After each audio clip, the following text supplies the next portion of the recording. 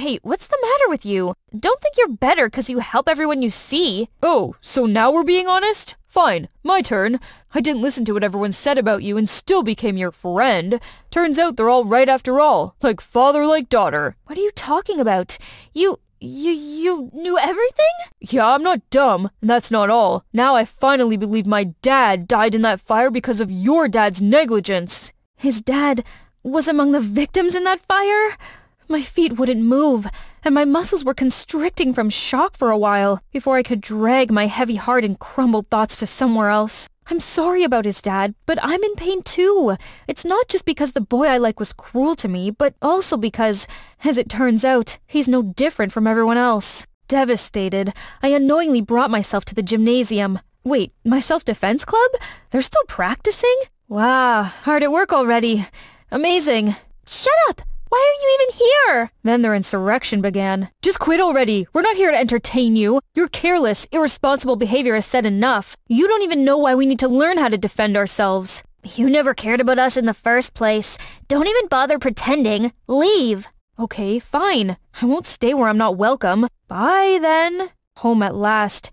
I was gonna take my frowny face straight to my room, but couldn't hide it from Dad. Sweetie, why the long face? How are you so cheery all the time? Life's beautiful, and we get to see it every day, no? I hate it. I hate to see you get all the blame while doing nothing but good deeds. How everyone's mocking us. But above all, I hate how you always have that happy-go-lucky smile, even though people treat you like the butt of their jokes. I hate trying to be a hero like you said, but I can't stand pretending to be weak either.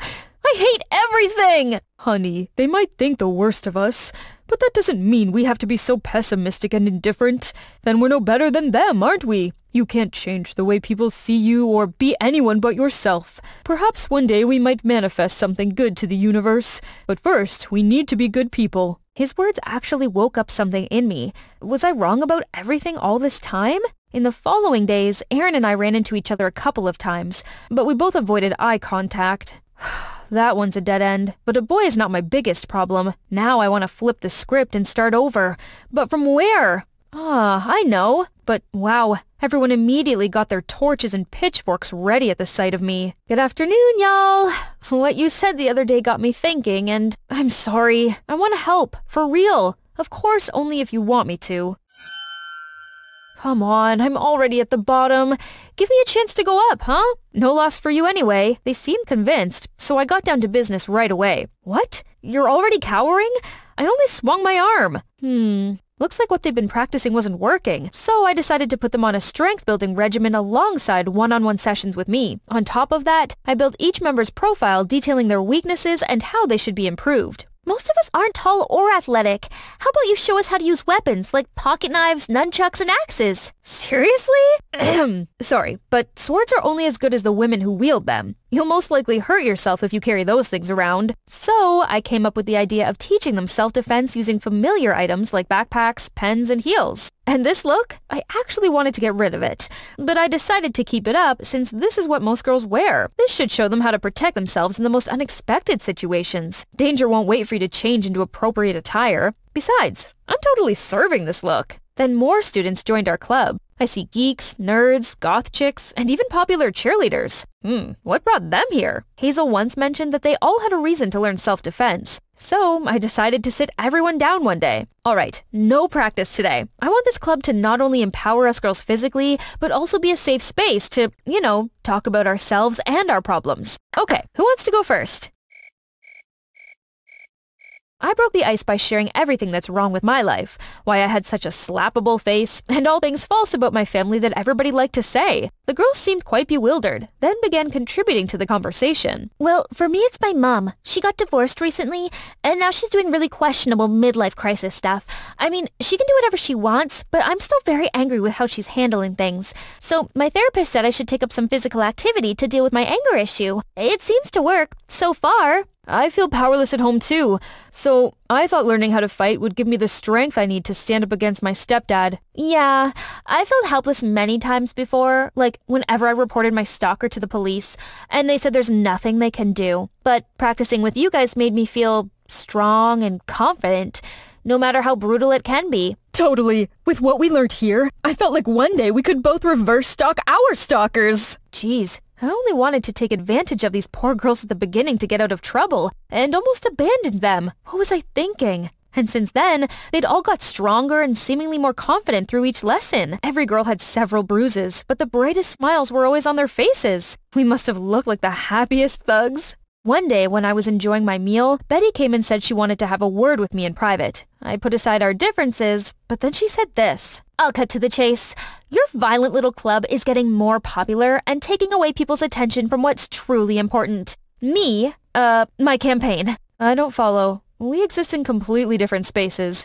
I have nothing to do with your campaign. You know what I'm talking about. All that everyone cares about now is your girl fight club. I'm just concerned that you're planting seeds of violence in other students' minds. That's all. Gosh, I don't need to explain to you, of all people, what I'm doing. If you're worried nobody cares about you anymore, maybe, just maybe, they're tired of your sob story and useless anti-bullying measures. Ugh, you're wasting my time. However, I couldn't have anticipated disaster struck right that evening. Another person was complicit that day, but I was hesitant to point her out because I feared her retribution. But now your love and support have given me strength to do the right thing. That girl was none other than Jamie. She even blatantly lied to the principal that she had self-defense club. But they're nothing but a bunch of thugs in disguise. I am truly terrified for myself and everyone else in this school. Members of the club were on my side. Still, most people chose to believe Betty, including the teachers. And so they shut us down.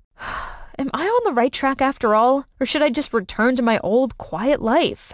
The next day, the whole club came to comfort me. Don't cry because it's over. Smile because it happened. Never mind her. She already had her army of simps go to war with Team Betty. But from the bottom of our hearts, thank you. I couldn't have done anything without you guys. It's my fault the club shut down. Jamie, we became fighters thanks to you. You're a real one. I was walking home, feeling much better than yesterday, when I saw the last person I want to see. Betty, who's with her bullies? Betty, you okay? Never better. See, I'm with my friends. What? Didn't these guys beat you up? We buried the hatchet. Friends for life, right guys? You talk too much. What now? What's the problem? Aaron came flying out of nowhere and pulled me out. Then they tried to pick a fight with him, but Betty prevented it. Then we walked together, no word spoken. When a thank you was on the tip of my tongue, he already went in another direction. Later that day, I found out that Betty owed money to them and almost couldn't pay them back, hence their intimidation. Now that the issue was settled, they're back to being friends. Their friendship made me cringe. I shouldn't bother myself with it since I already knew Betty wasn't all pure and innocent then. The next morning, Betty dragged me aside as soon as I came to school. Looking for your favorite scapegoat? Where are your bestie assailants? Shockingly, she wanted to apologize. Jamie, I promise it won't happen again. She even said that it was Aaron who told her to change her ways. Welp, it didn't matter anymore. Pretty please don't tell anyone about this. My parents would shave all my hair and use my shiny bald head as a mirror if they knew. Whatever, I'm no snitch. But how long do you think you can get away with this? People's sympathy will run out one day. Are you gonna ask them for another punch to have another sob story? Then I stormed off, leaving her frozen on the spot. It's Monday, meaning I was supposed to attend club meeting, but now that we're banned, I don't have anything better to do. So bored. Suddenly, I saw smoke rising from afar. That direction. It's the gym! I acted on instinct and ran towards it. As I approached the fire, I realized it was much bigger than I thought. Worse, I heard someone scream for help from inside. So I hit the fire alarm, but as soon as it sounded, memories of the fire in the past and my dad came rushing to me. It's keeping my feet rooted there. At this point, many people heard the alarm and came to help extinguish the fire. What you standing there for? Give us a hand! Ayo! Did she cause this? Out of the way! Useless! Images of Dad's scarf filled my head. I just want to explode. Is history repeating itself? Are people gonna die? Jamie! Jamie! Jamie! I was awoken by the calls of my friends from the club. They're helping too, but this much water and sand couldn't do much to this ever-growing fire. In a split second, I tore out a piece of my shirt, dipped it in some water, then wrapped it around my face before running straight inside the burning building as everyone else gasped at me. The black smoke covered my field of vision. I dashed further inside and showed any survivor I saw the way out. Shockingly, I found Betty, shivering and cowering. I called out her name a couple of times, but no response. Without thinking, I carried her out in my arms. As soon as we got out, I saw Aaron trying to tell me something, but I didn't hear a single word as I was fixated on looking for more survivors in there. Suddenly, fire truck sirens took me out of it and I stopped. Firefighters are here! My dad's here! They swiftly took care of the rest. But my dad's uniform caught on fire, which had to be taken off. That's when he inadvertently revealed his scarred arm. When the fire had been put out and no one was left inside, I rushed over to give my dad the biggest hug. Dad, you're all right! I finally did it! Then some townsfolk came to pick up their kids, and I saw them looking at my dad's scar with this stupid, aghast look on their faces. What are you looking at? Y'all thought a firefighter's body's flawless? This? It's what he got for trying to save you and your family in that tragic fire and all these years. He should have been praised as your hero, but instead, all he got in return is deformity and your ungrateful ass. Dad had to hold me back to stop any further colorful words from coming out of my mouth. Poof. They need to hear that. It took a while before a few people approached my dad, asked him how he was doing, and apologized for mistreating him, as well as disregarding his contribution to the town. Hey, my emotional outburst helped. After that incident, I spent a few days at home. The girls told me that Betty admitted to setting the gym on fire so she could play the victim and be the center of attention once again. Betty only contacted Aaron because she wanted him to save her specifically, but the fire was unexpectedly huge and spread like, well, wildfire. Tragically, Aaron didn't make it in time while Betty was completely unaware of other students in the gym at that time and accidentally trapped them. There's gonna be dire consequences for her no matter what. That evening, I answered the door to see a familiar face. Hi. Hi. How are you holding up? I was so worried. Wait, let's go somewhere else. I didn't take Betty's text seriously until I heard you running into the fire. Please forgive me. I'm sorry about the last time we spoke. I was so angry I said all those wrong things about you. I'm very sorry about your dad as well. It's okay, and my family and I should have been thanking your dad and his team. Without them, my mother wouldn't have been around now. That's alright. I wasn't being completely honest either. The truth is, I know. Ever since the day we fell out, I kept an eye on you still. I know that's creepy, but I just wanted to know how you're doing. Believe it or not, I secretly came to your self-defense club a couple times and saw what good deeds you're actually doing. And now, would you give me the chance to get to know the real you? Bro, you're sure you want to know me? I've seen that you're more than willing to ditch me and help just about everyone in need, and I'm tired of that. Besides, aren't you into nice, cute, petite girls? Says who? Is this about what I said in English class? It's just so the girls would stop. And the other thing, guess it was a bit misleading, but that's how I instinctively act to everybody because I thought it's what any good person would do. When you finally become my girlfriend, you'll get the special Aaron Taylor treatment. Ahem. That's still not my biggest achievement this school year. I got to be friends with these amazing people. And even though I'm not a true hero, I found a way to help them overcome some of their problems. Would you believe it? I was really happy I did that. And Hi! I'm Kaylee from Washington. I might dress like a boy, but I'm actually the girliest girl you could ever meet. Before I continue, please like and subscribe. I was born with shiny blonde hair and blue eyes, just like my mom. I never met my dad, but it wasn't really a big deal. There's no need to live in some fancy castle to feel like a princess. I was already one in my mom's eyes. She always pampered me with the cutest things in the world. You could give Rapunzel a run for her money, sweetheart. But tragically, Mom left me in an accident when I was 10, and I had to move in with Selena, my mom's friend. She lived in a mansion where there was so many people dressed just like her. As soon as they saw me, they started to ooh and ah at me. What a porcelain doll! Bet she'll win any beauty pageants. She's just too lovely to be real. Shh, Miss Sanchez here doesn't like anyone who's prettier than her daughter. Yeah, she's been in a foul mood ever since the master left for his mistress. I only caught a bit of what they said before Selena dragged me into a corner. Sweetie, you heard them. Boys are bad news. Just look at your dad, for example. So stay away from them. Got it? And the only way to repel them is if you look more like them. Then she told me to wear contact lenses to hide my blue eyes, cut my long locks, threw away my dress collection, and bought me clothes that basically drowned me. And voila, I looked just like a teenage boy. One day, I was alone in the kitchen when I heard someone shouting, "Bring me 2 smoothies now!" I brought in 2 avocado shakes, but accidentally splashed one all over this girl's face, turning her into Shrek. Watch what you're doing! My daughter's angel face is destined to be Miss USA! How dare you! I'm sorry, ma'am. Relax, Mom. Avocado face masks are all the rage anyway. Sadly, I still had to take my punishment, but suddenly the girl walked towards me. Hey, I'm Beatrix. Let's go and play. But Don't worry, I'm here. My mom won't punish you anymore. Then she took me to her room. Wow, she even has a castle inside? Beatrix then put some wigs and makeup on me. I looked at myself in the mirror, and memories of my mom came rushing back. I quickly pulled out the photo of her that I carried with me all the time. We looked so alike. I was about to take my lenses out when Selena stormed in and dragged me back to my room. Don't you ever let me catch you here again, and keep your distance from Little Mistress. We're not from the same world as people like them. Remember that? But little did Selena know, Beatrix had just asked her mom to allow me to go to school with her. And ever since then, we've been literally inseparable. I mean, literally. She clung to me from living room to kitchen, from home to school. Honestly, the only time I could have a moment of peace was when I went to the restroom. Phew. Oh, maybe not. And each time we hung out was more than torture. I had to fight against the urge to act girly, hit my own hands whenever they started to reach for those pretty things, and now they ended up swollen. Think I'll glue them in my pockets next time. Then, one day, I arrived at school to the most terrible news ever.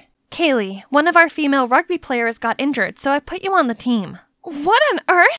I don't even know what rugby is! Here's Austin, your rugby coach. If you need anything, he's your guy. You know him? He might be handsome, but something about him screams bad news. People call him Awful Austin. You better watch out. And she wasn't exaggerating at all. On the very first day, he already pushed me to my absolute limits in training, that I almost passed out. In the agility ladder exercises, I got my feet tangled up in the line and fell to the ground. But instead of a hand, all I got was his soulless look. Then one time, I missed the ball, causing it to hit another player. Hey, is this a joke to you? Do it properly. Keeping all Celine's words in mind, I zipped my mouth up and ignored him, who was definitely a boy. Oi, what's the attitude? You're bringing the whole team down. See? Cat got your tongue? Faking dumb doesn't work here. From tomorrow, extra training, no excuses. Beatrix was right. He was a devil.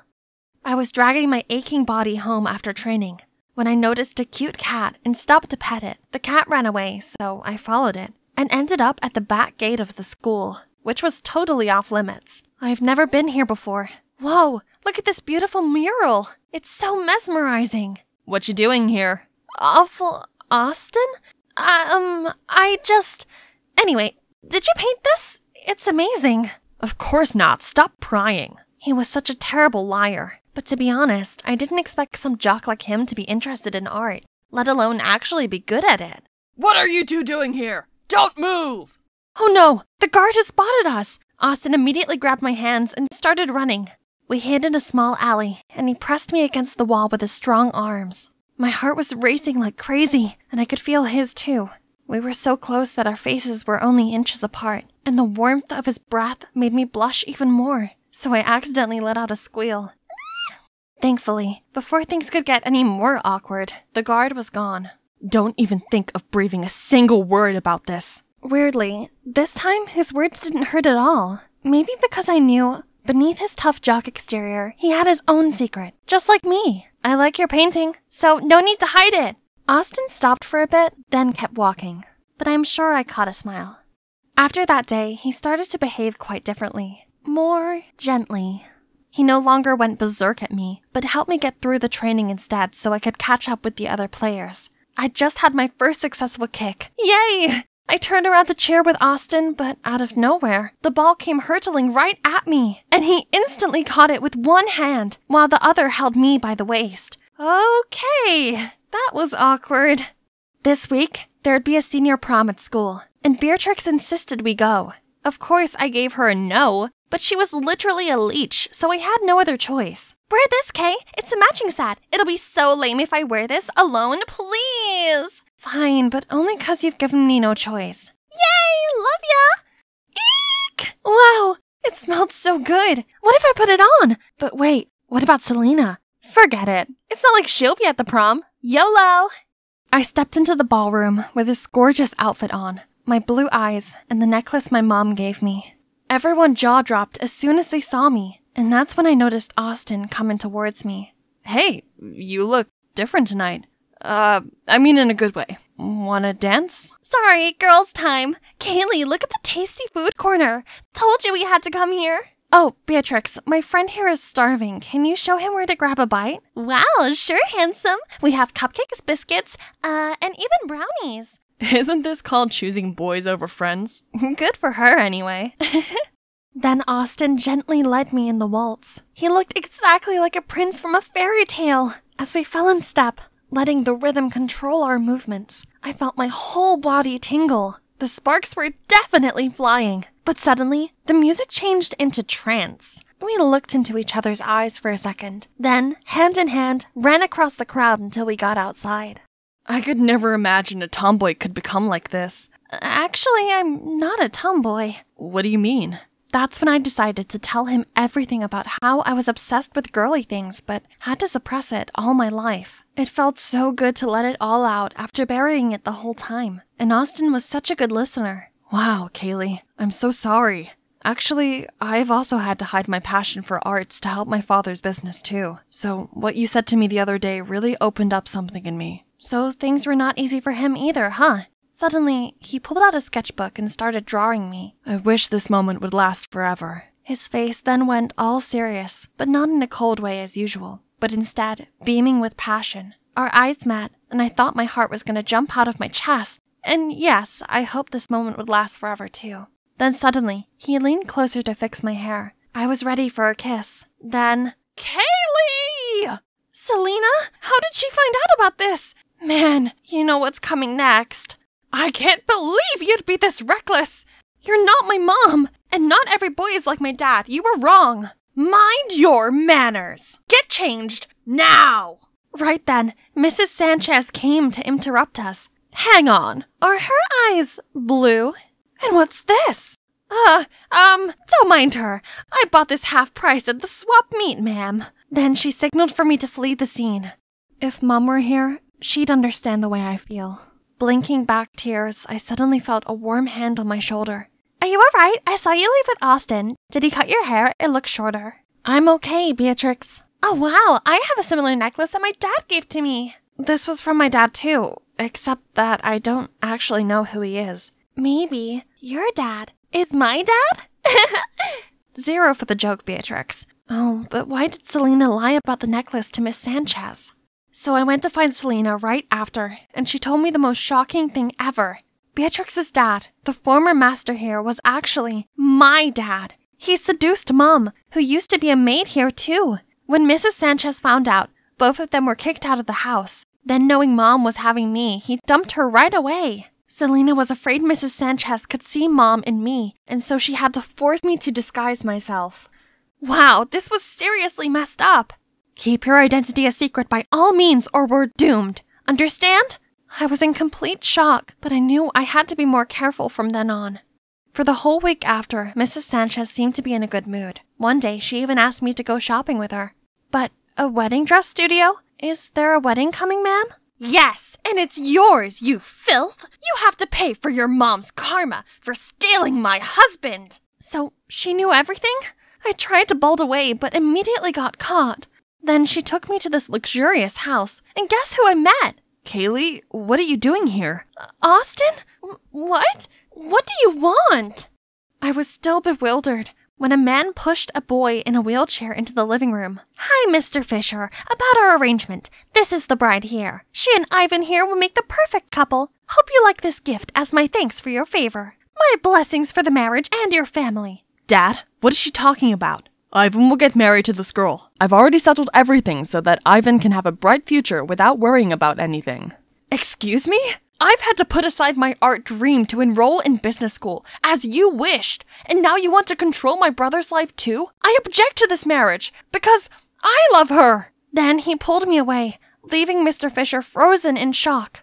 Kaylee, I'm so sorry you had to meet my dad in such an awful way. I promise to never let anyone treat you like this again. No worries. I have to thank you instead. Your words really woke up the courage in me. Austin offered to help me talk things out, but it's time for me to fight for my own good. I came back home to see Mrs. Sanchez flying into a rage. How dare you bring your face back into this house? You cruel woman! I will not marry someone else just to pay off your debt! Right at that moment, Selena walked in, and she literally turned into a bull. How dare you do that to my child? I had to stop her from lunging towards Mrs. Sanchez. So how about what you all have done to me? Do you know what I've been through all these years? Her mom stole my husband, and you just expect me to put it aside? Then she collapsed and burst into tears. Suddenly, I felt bad for her. I'm sorry for everything that happened to you, but it doesn't mean you have to punish yourself with it, or grant yourself the right to dictate others like that. She owes you nothing, and you have no right to control others' lives. Right after that, Selena and I packed our stuff and left the house. Walking through that door, we felt more free than ever before. After all that drama, it took us some time to get our lives back on track. From all the money Selena had saved working as a maid, she was able to open her own bakery and take back control of our lives. And so do I. Finally, I'm back to my princess style. But after all those craziest things happened, something never changed. Oh my god, we're half-sisters! Yay! My mom said she felt so guilty about what happened, but asked me to keep it a secret. Oops. And about that guy, you ask? He worked things out with his dad, and guess what? He's in art school now. Okay, now tilt your head to the right. Yeah, like that. Gosh, that dress makes you look like a fairy princess. Who dare to make a princess stay still like a statue for more than 1 hour? Huh? The charming artist? Shh, it's almost done. I beg your pardon.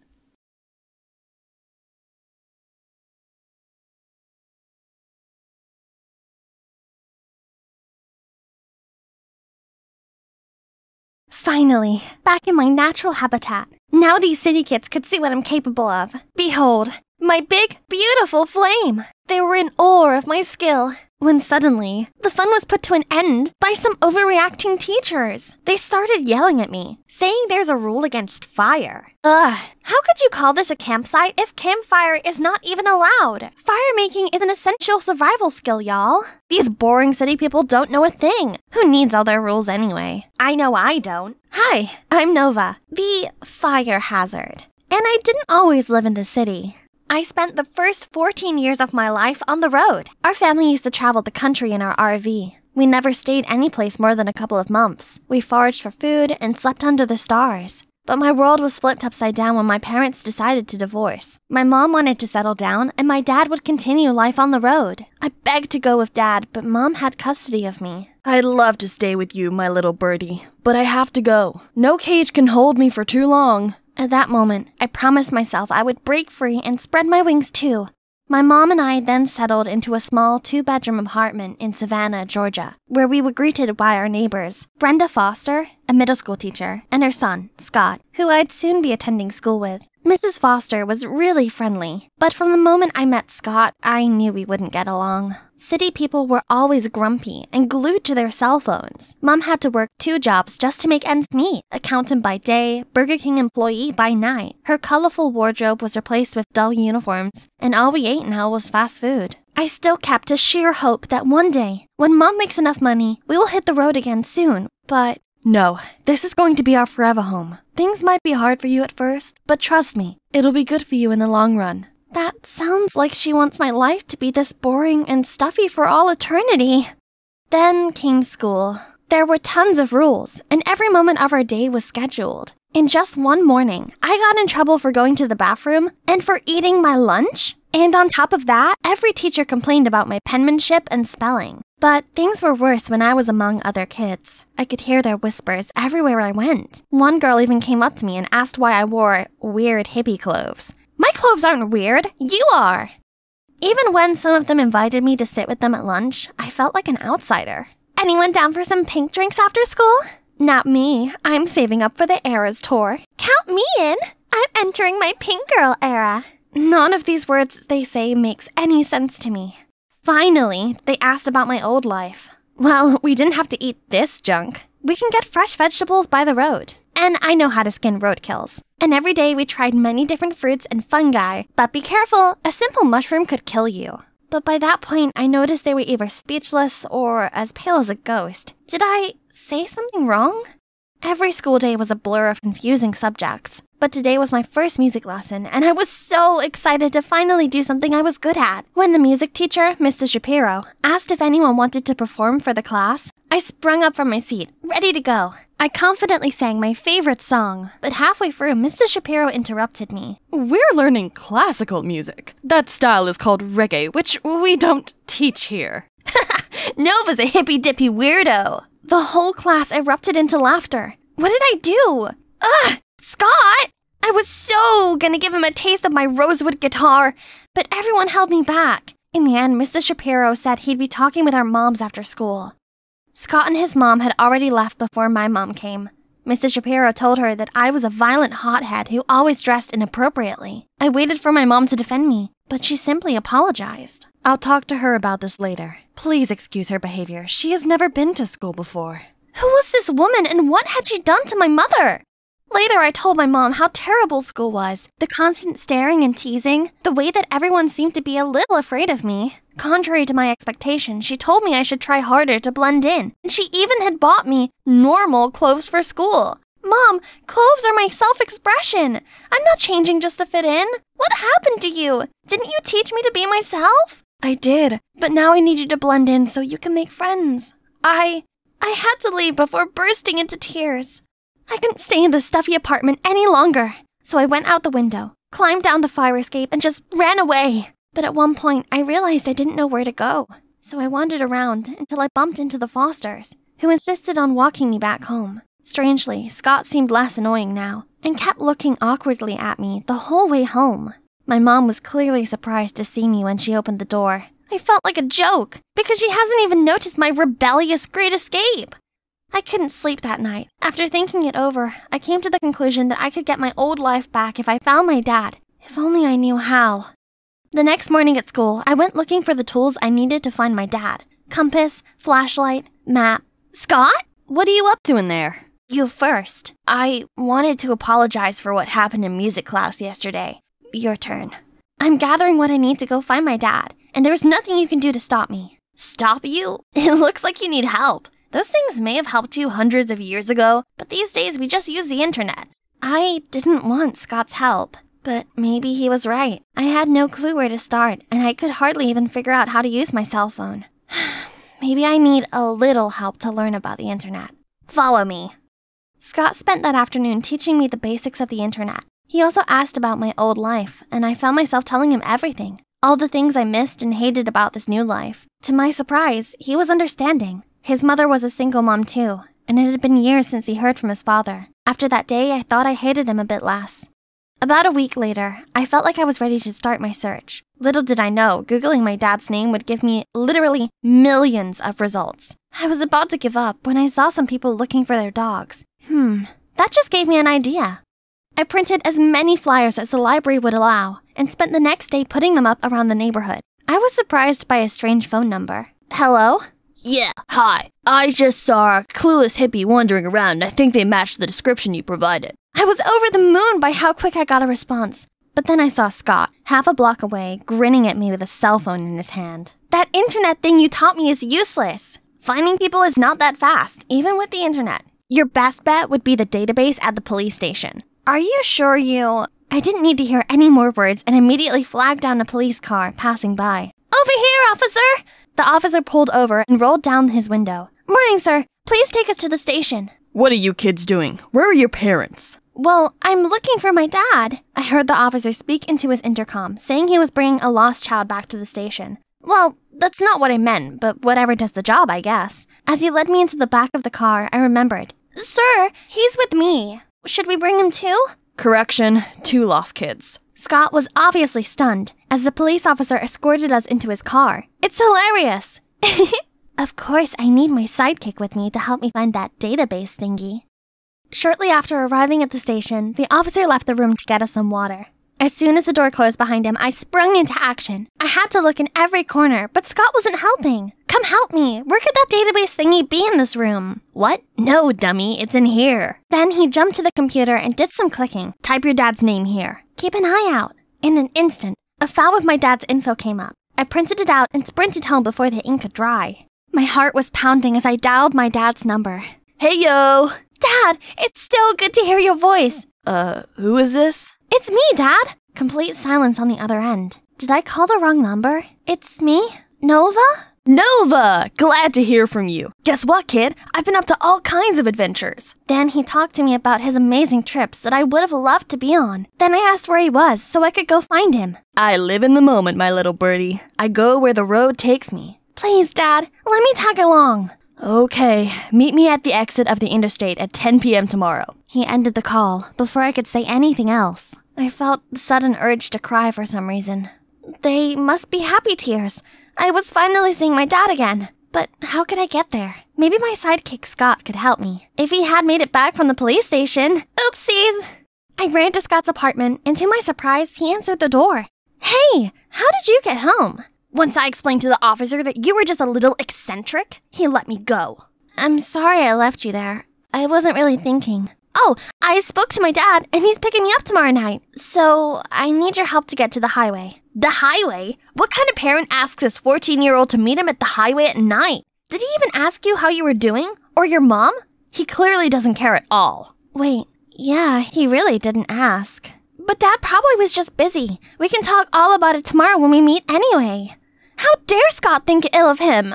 What do you know about my dad? He's a free spirit, and I should be traveling with him. Life's all about being spontaneous. My mom doesn't even understand it anymore, so I don't expect you to.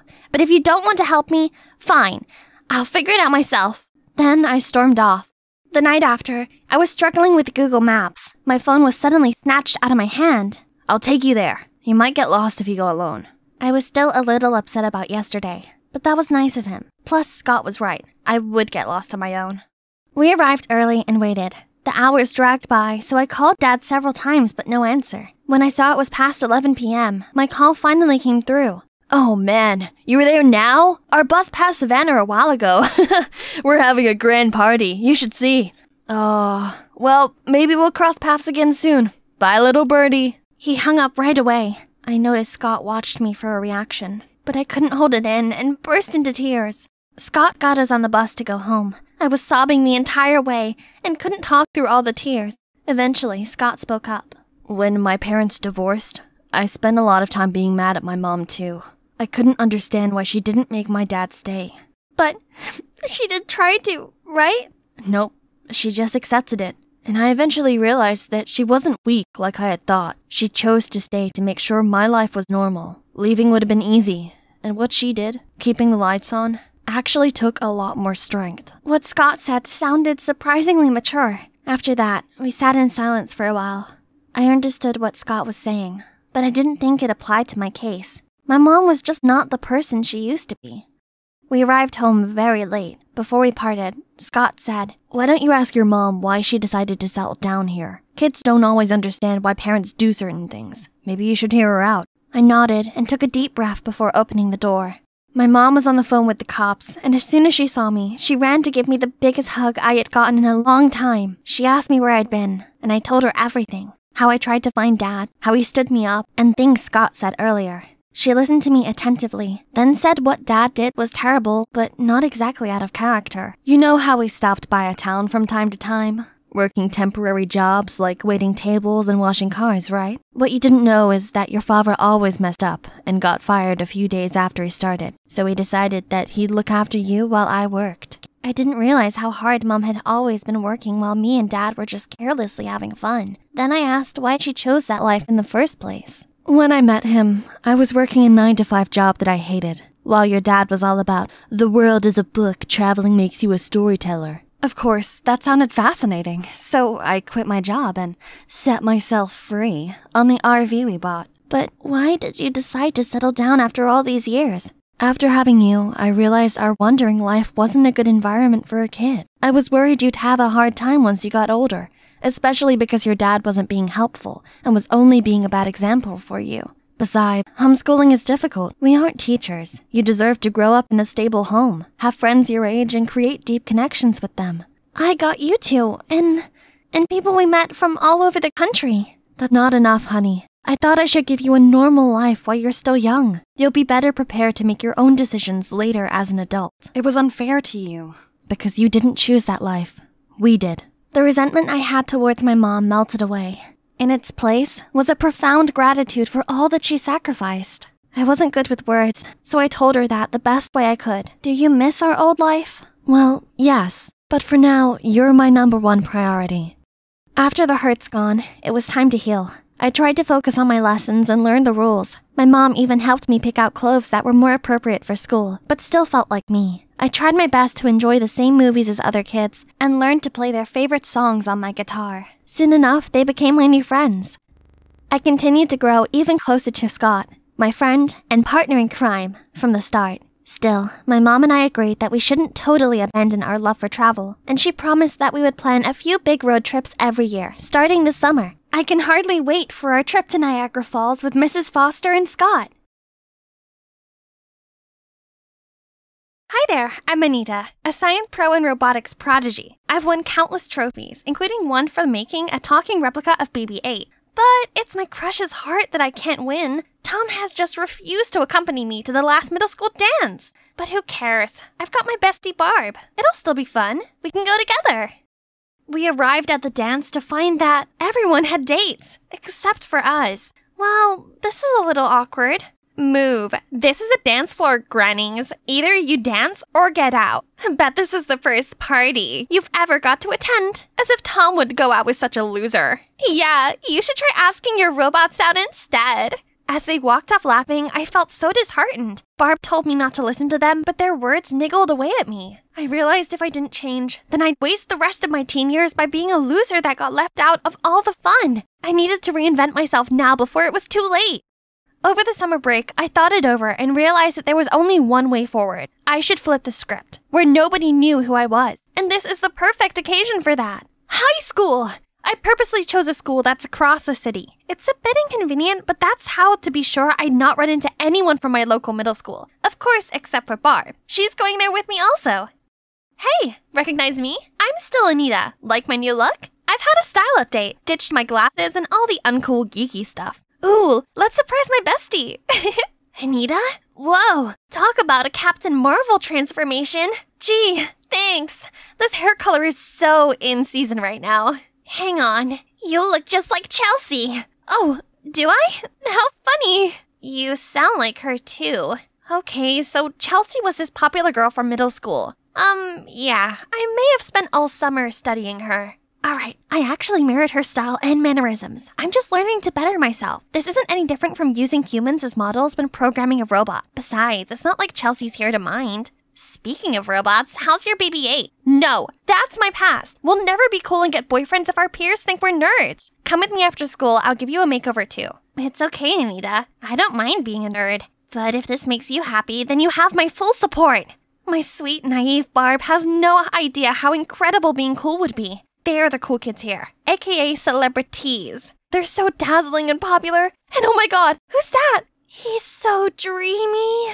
So I confidently strutted over to introduce myself to the whole group when... Luckily, no one seemed to notice my fall, or they just didn't care. Anyways, this was only my first day here. I had loads of time to fit in with the celebrities, and then catch that hottie, who supposedly named Eric's attention.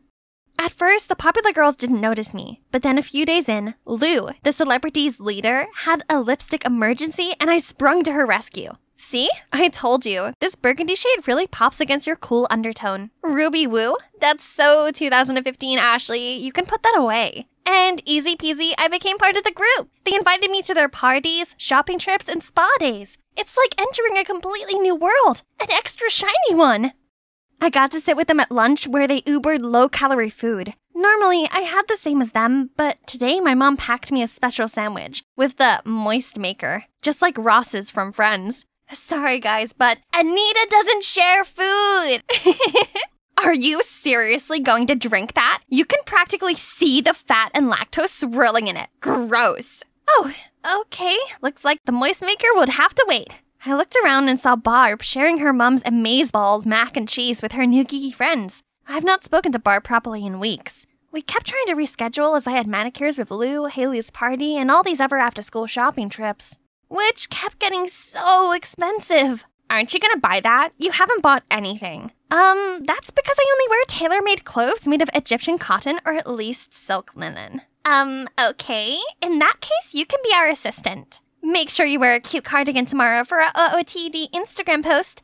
Ashley has made a list of the available colors. That's why I had to use all of my allowance on this cardigan. But it's fine. That's just how popular cliques had to be. And it's so nice of them to let me hang around.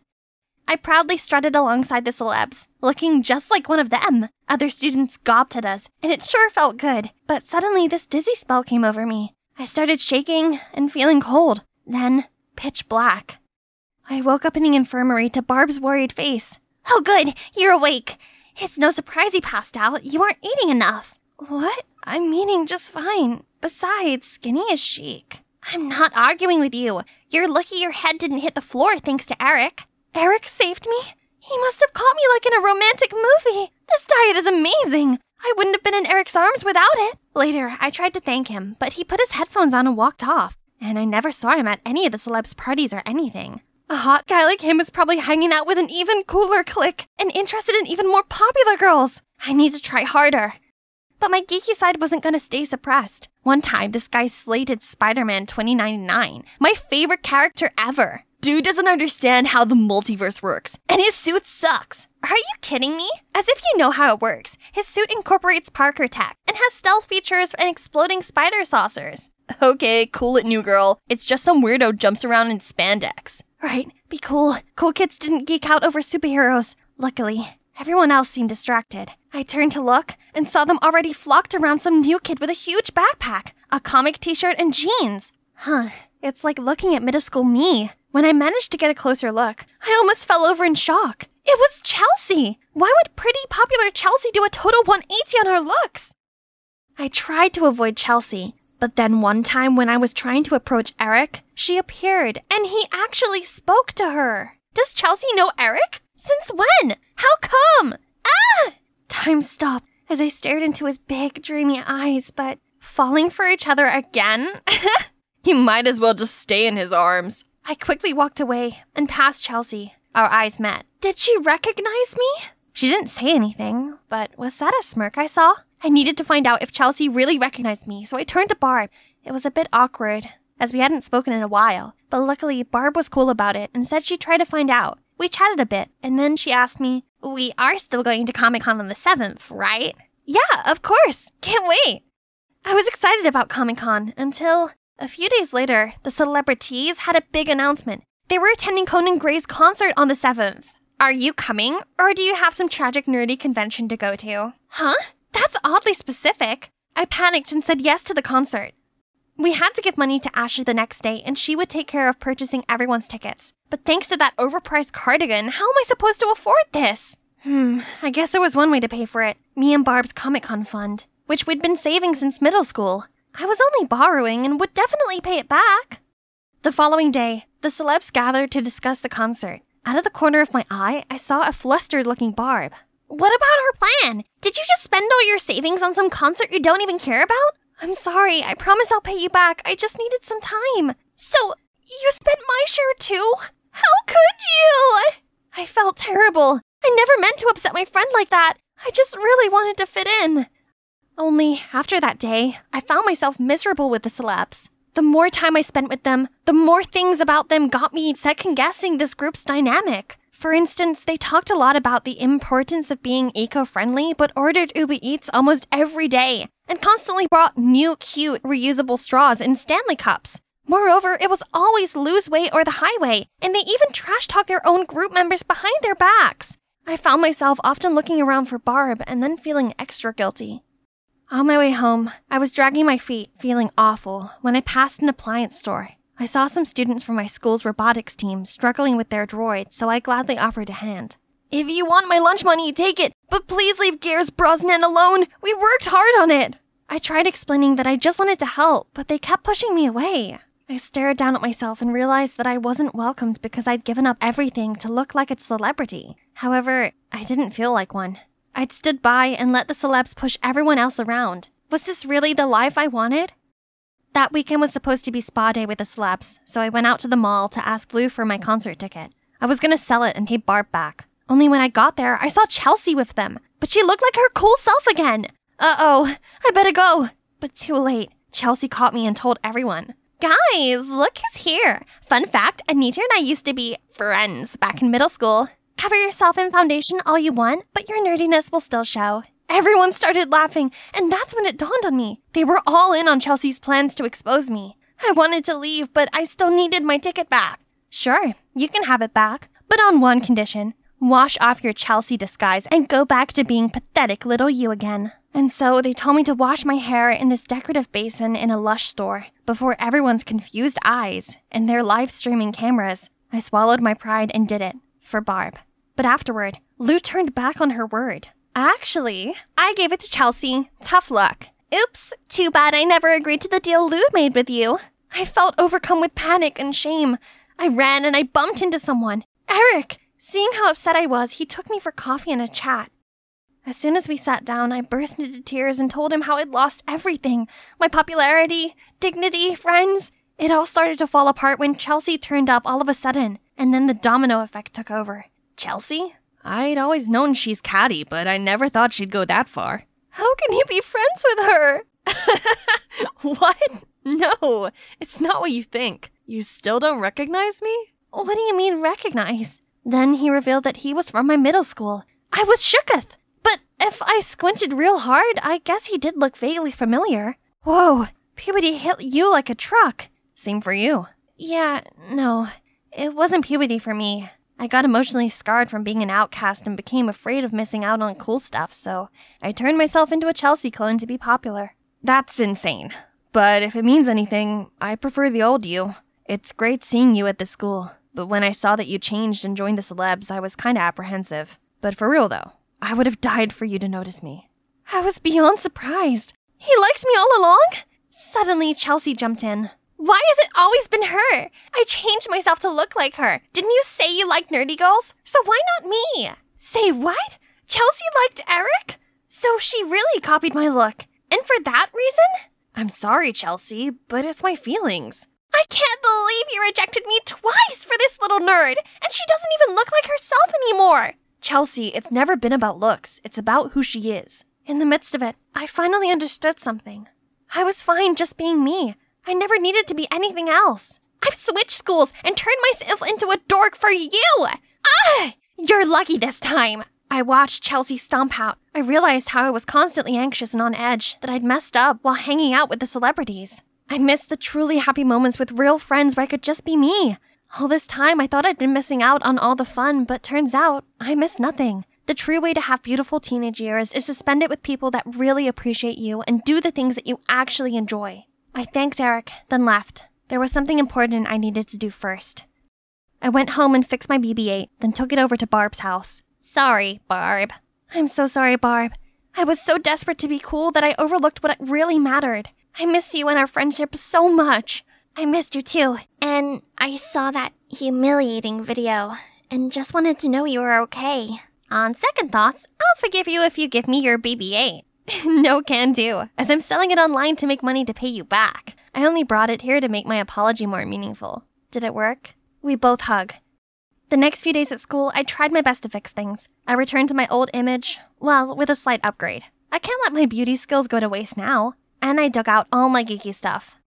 I showed up at the robotics club, and this time I confidently strode over and immediately fixed their robot. I told you I could help. Don't judge a book by its cover. That's the celebrity's job. Look at you, all happy and smiley with your own loser nerd kind. Yeah, I'm happy. While you once tried and failed to be one of us, remember? Being a nerd isn't just about appearance, it's about what's inside. By the way, how was the concert? I heard your fanatic behavior got you kicked out. Sounds exciting. Chelsea and the celebs looked fuming as they sashayed off, but I didn't care, as I was finally back where I belonged.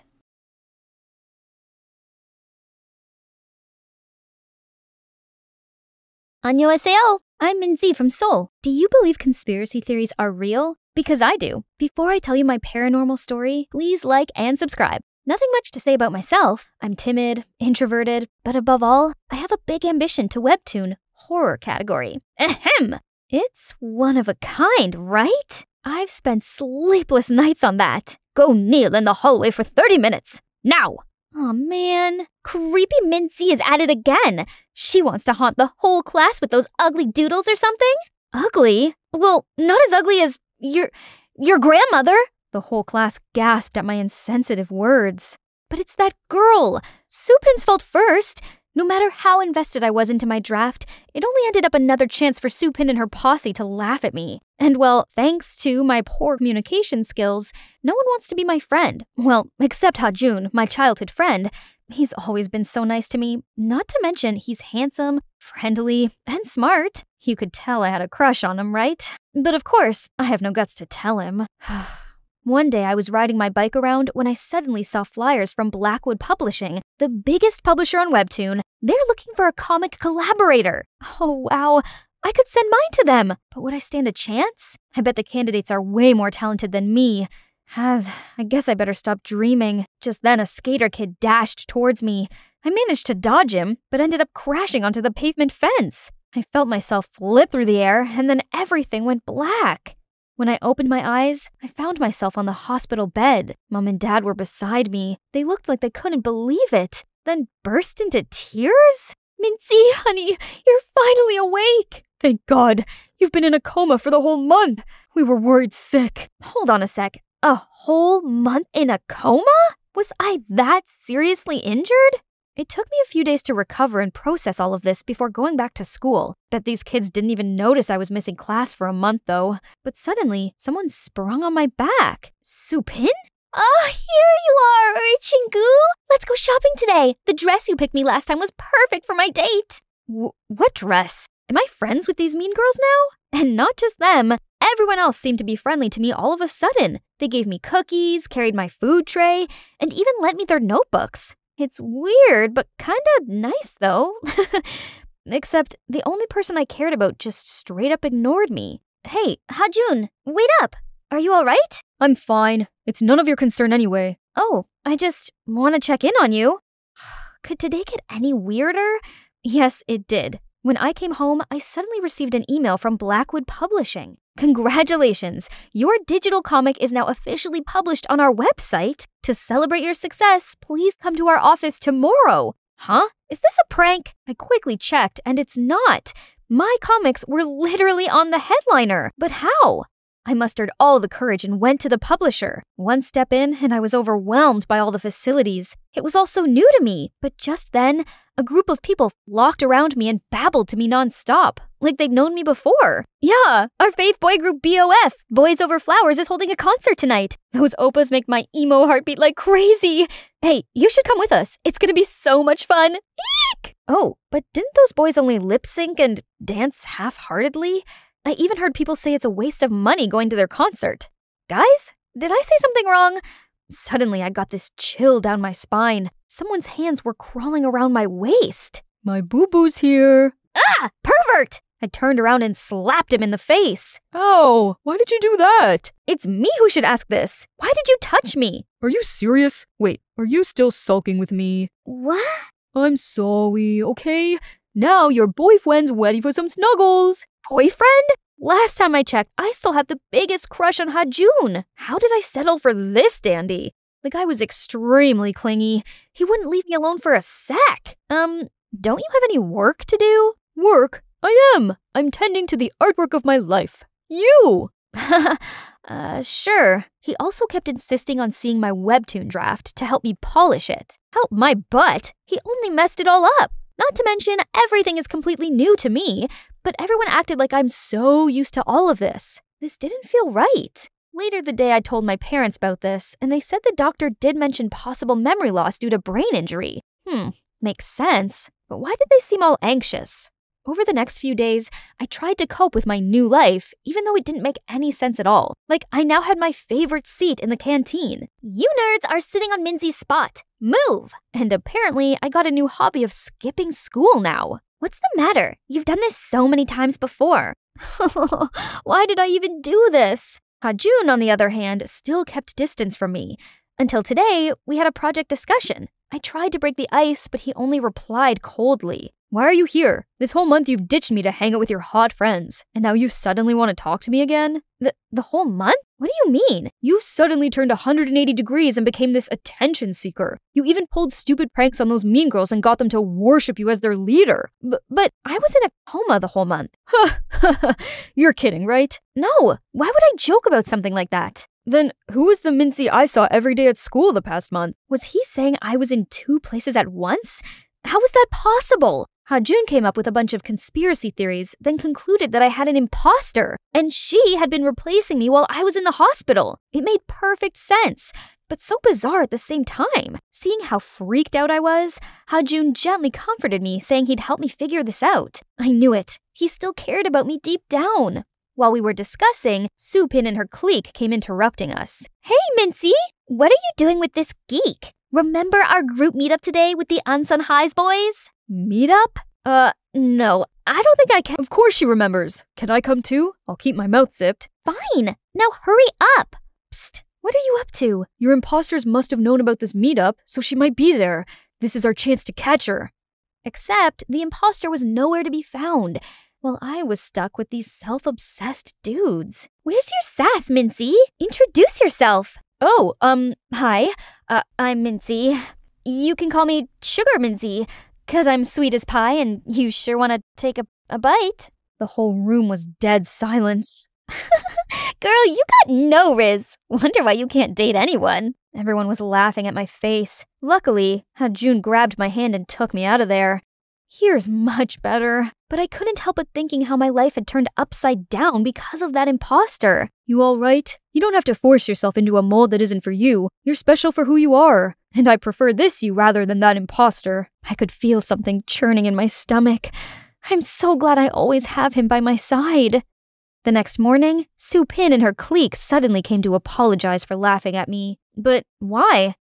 Didn't you come back last night and snapped at us? Told us to publicly apologize to you today? I did? So the copycat did come to the karaoke. Did she intentionally stalk me? Later that day, I went to tell Ha-Jun about this. But why did she have to do that? I mean, she tried to stand up for you, right? I don't know. It must be part of her scheme or something. I have to find her ASAP. Suddenly, I got the notification of the Mean Girls live streaming at a cafe. Wow, guess who it is, guys? Oh, our little rich lady is a waitress. And she dared to look down on us all the time. She steered her cam towards the poor girl they were talking about, and she looked exactly like me. It's her! Ha-Jun and I immediately rushed to the cafe and saw Su-Pin and the imposter was about to jump at each other. What's going on here? Mincy? What? Why are there two Mincies? It's a ghost! Guys, run! You! Who are you? And why did you pretend to be me, you imposter? Mincy, finally we meet. I'm your twin sister, Minha. Sister? We're related? But Mom and Dad never told me I had a long-lost sister. Because you're adopted. They didn't know you had a twin sister who just got adopted before you. You're lying. I'm not. I didn't know this either until my mom was in her final moments. Mom had been sick for a while, so one day she called me to her bed, told me the truth before she drew her last breath. After that, I came to find you, but you were already in the hospital by then. You did wake up after surgery, but once you saw me, you immediately had a seizure and fell back into a coma again. Your parents and I agreed it was best for you if I stayed away and waited until you fully recovered. Meanwhile, you decided to live my life for me? Believe it or not, I actually wanted to know what my long-lost twin sister's like. How she's doing. Turns out you're a very talented comic artist, but you're always so insecure, and you're not doing well with the kids at school either. So I wanted to help you out. Sending your webtoon draft, working at the publisher, and fixing those Mean Girls wagons, I just went with it and ended up getting too wrapped up.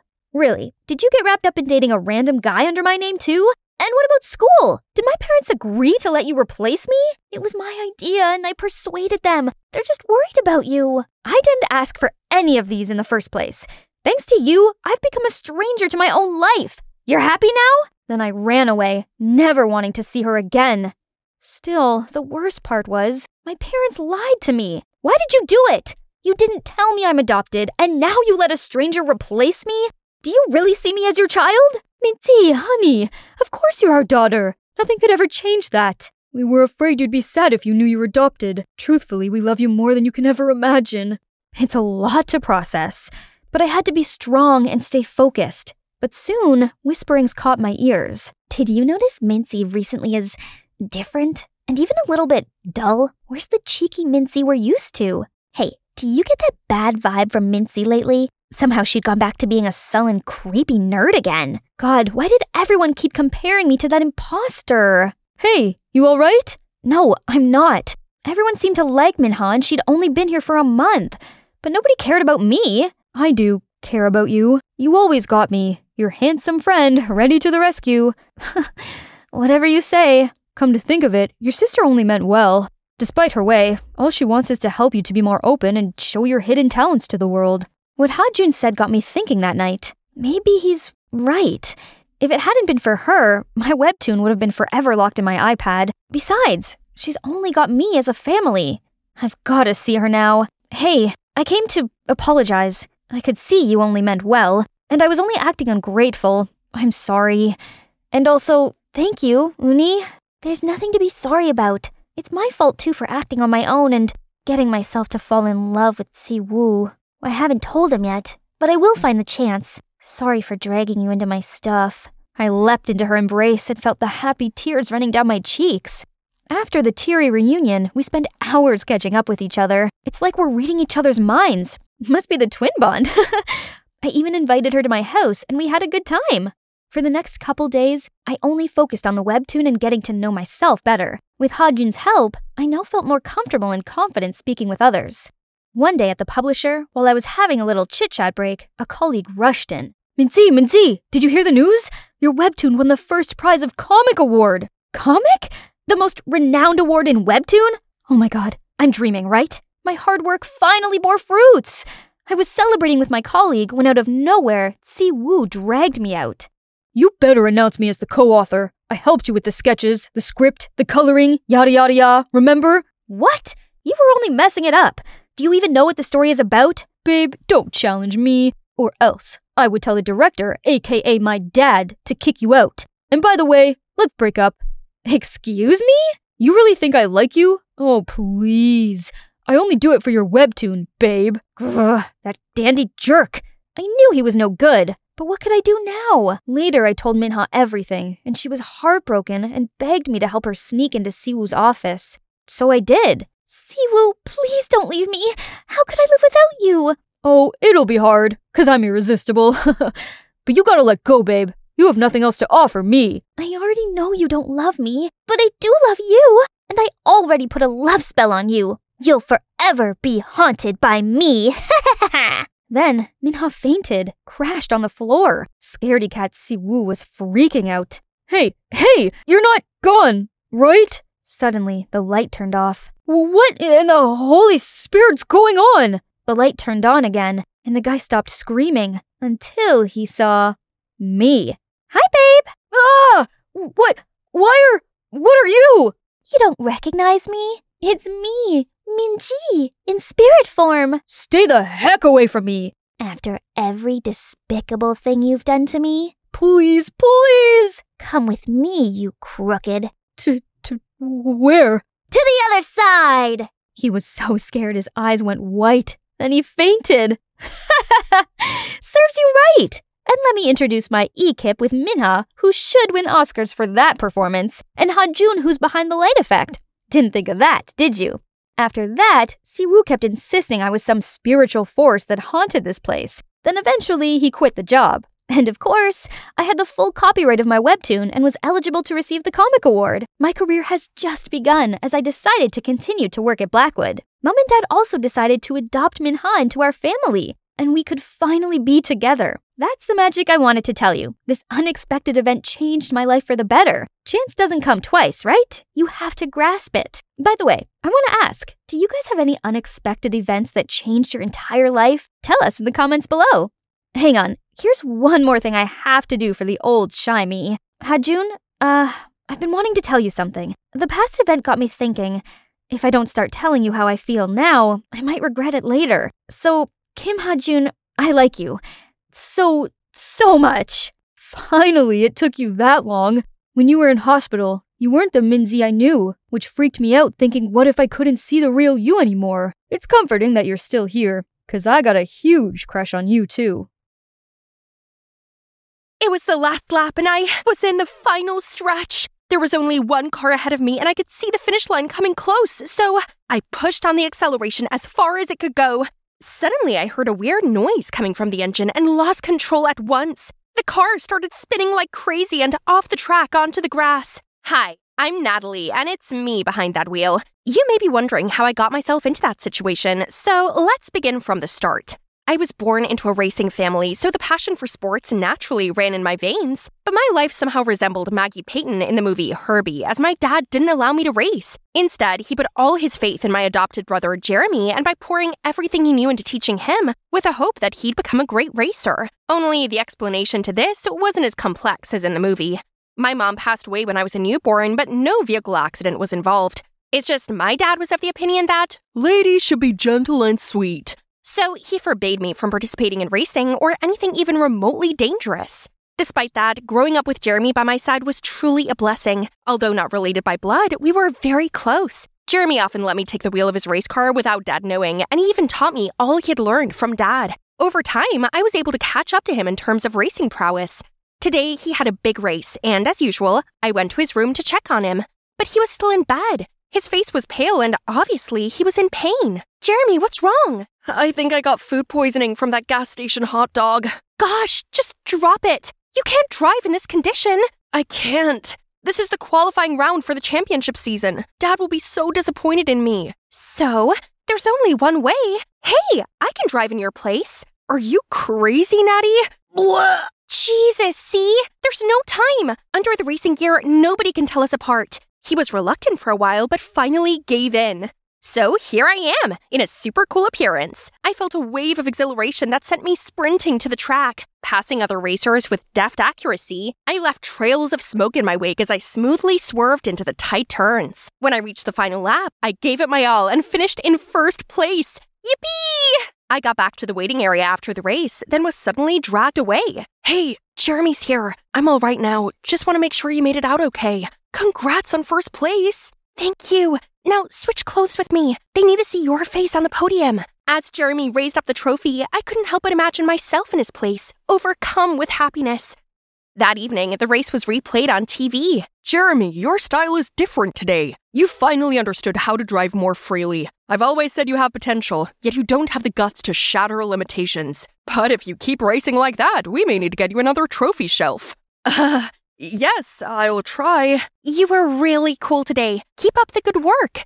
After that race, I still felt the electric rush lingering in my bones. So I asked Jeremy to let me keep taking his place. Enough, Natty. Last time I did it as a last resort. You don't really want to be a racer anyway. Let me help you. In the meantime, you can focus on your passion. Seeing him hesitate, I continued. If you're afraid of being caught, just be there at all times so we can swap back whenever we need to. Jeremy's Jeremy. Couldn't say no to my puppy eyes. After that, I wore Jeremy's racing suit and entered all of his competitions. During that time, Jeremy would covertly hide among the crowd and wait. Oh, did I mention that my brother is a huge crochet fanatic? He even runs an Etsy business stocked with incredible pieces he made all by himself. Things were going kind of smoothly, but public practice was out of the question because we had to keep this a secret from Dad. So Jeremy's plan was for me to pretend to be dating the team mechanic, Royce, also his best friend. This would give me an excuse to go to the track on a regular basis to practice. The following day, Jeremy took me to meet Royce, and luckily he was so friendly and agreed to assist us right away.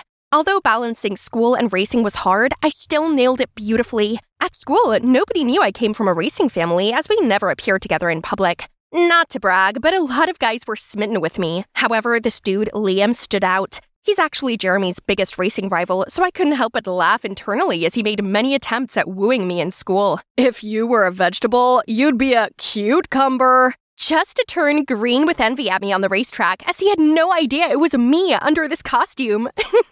It made sense, given he hadn't lost to Jeremy this many times before. Yeah! Hey, Jeremy, what's your deal? Your racing style has changed so drastically. Just then, a staff member from our team turns to me. Yeah, and you've been really quiet lately. I'm just focusing on the competition.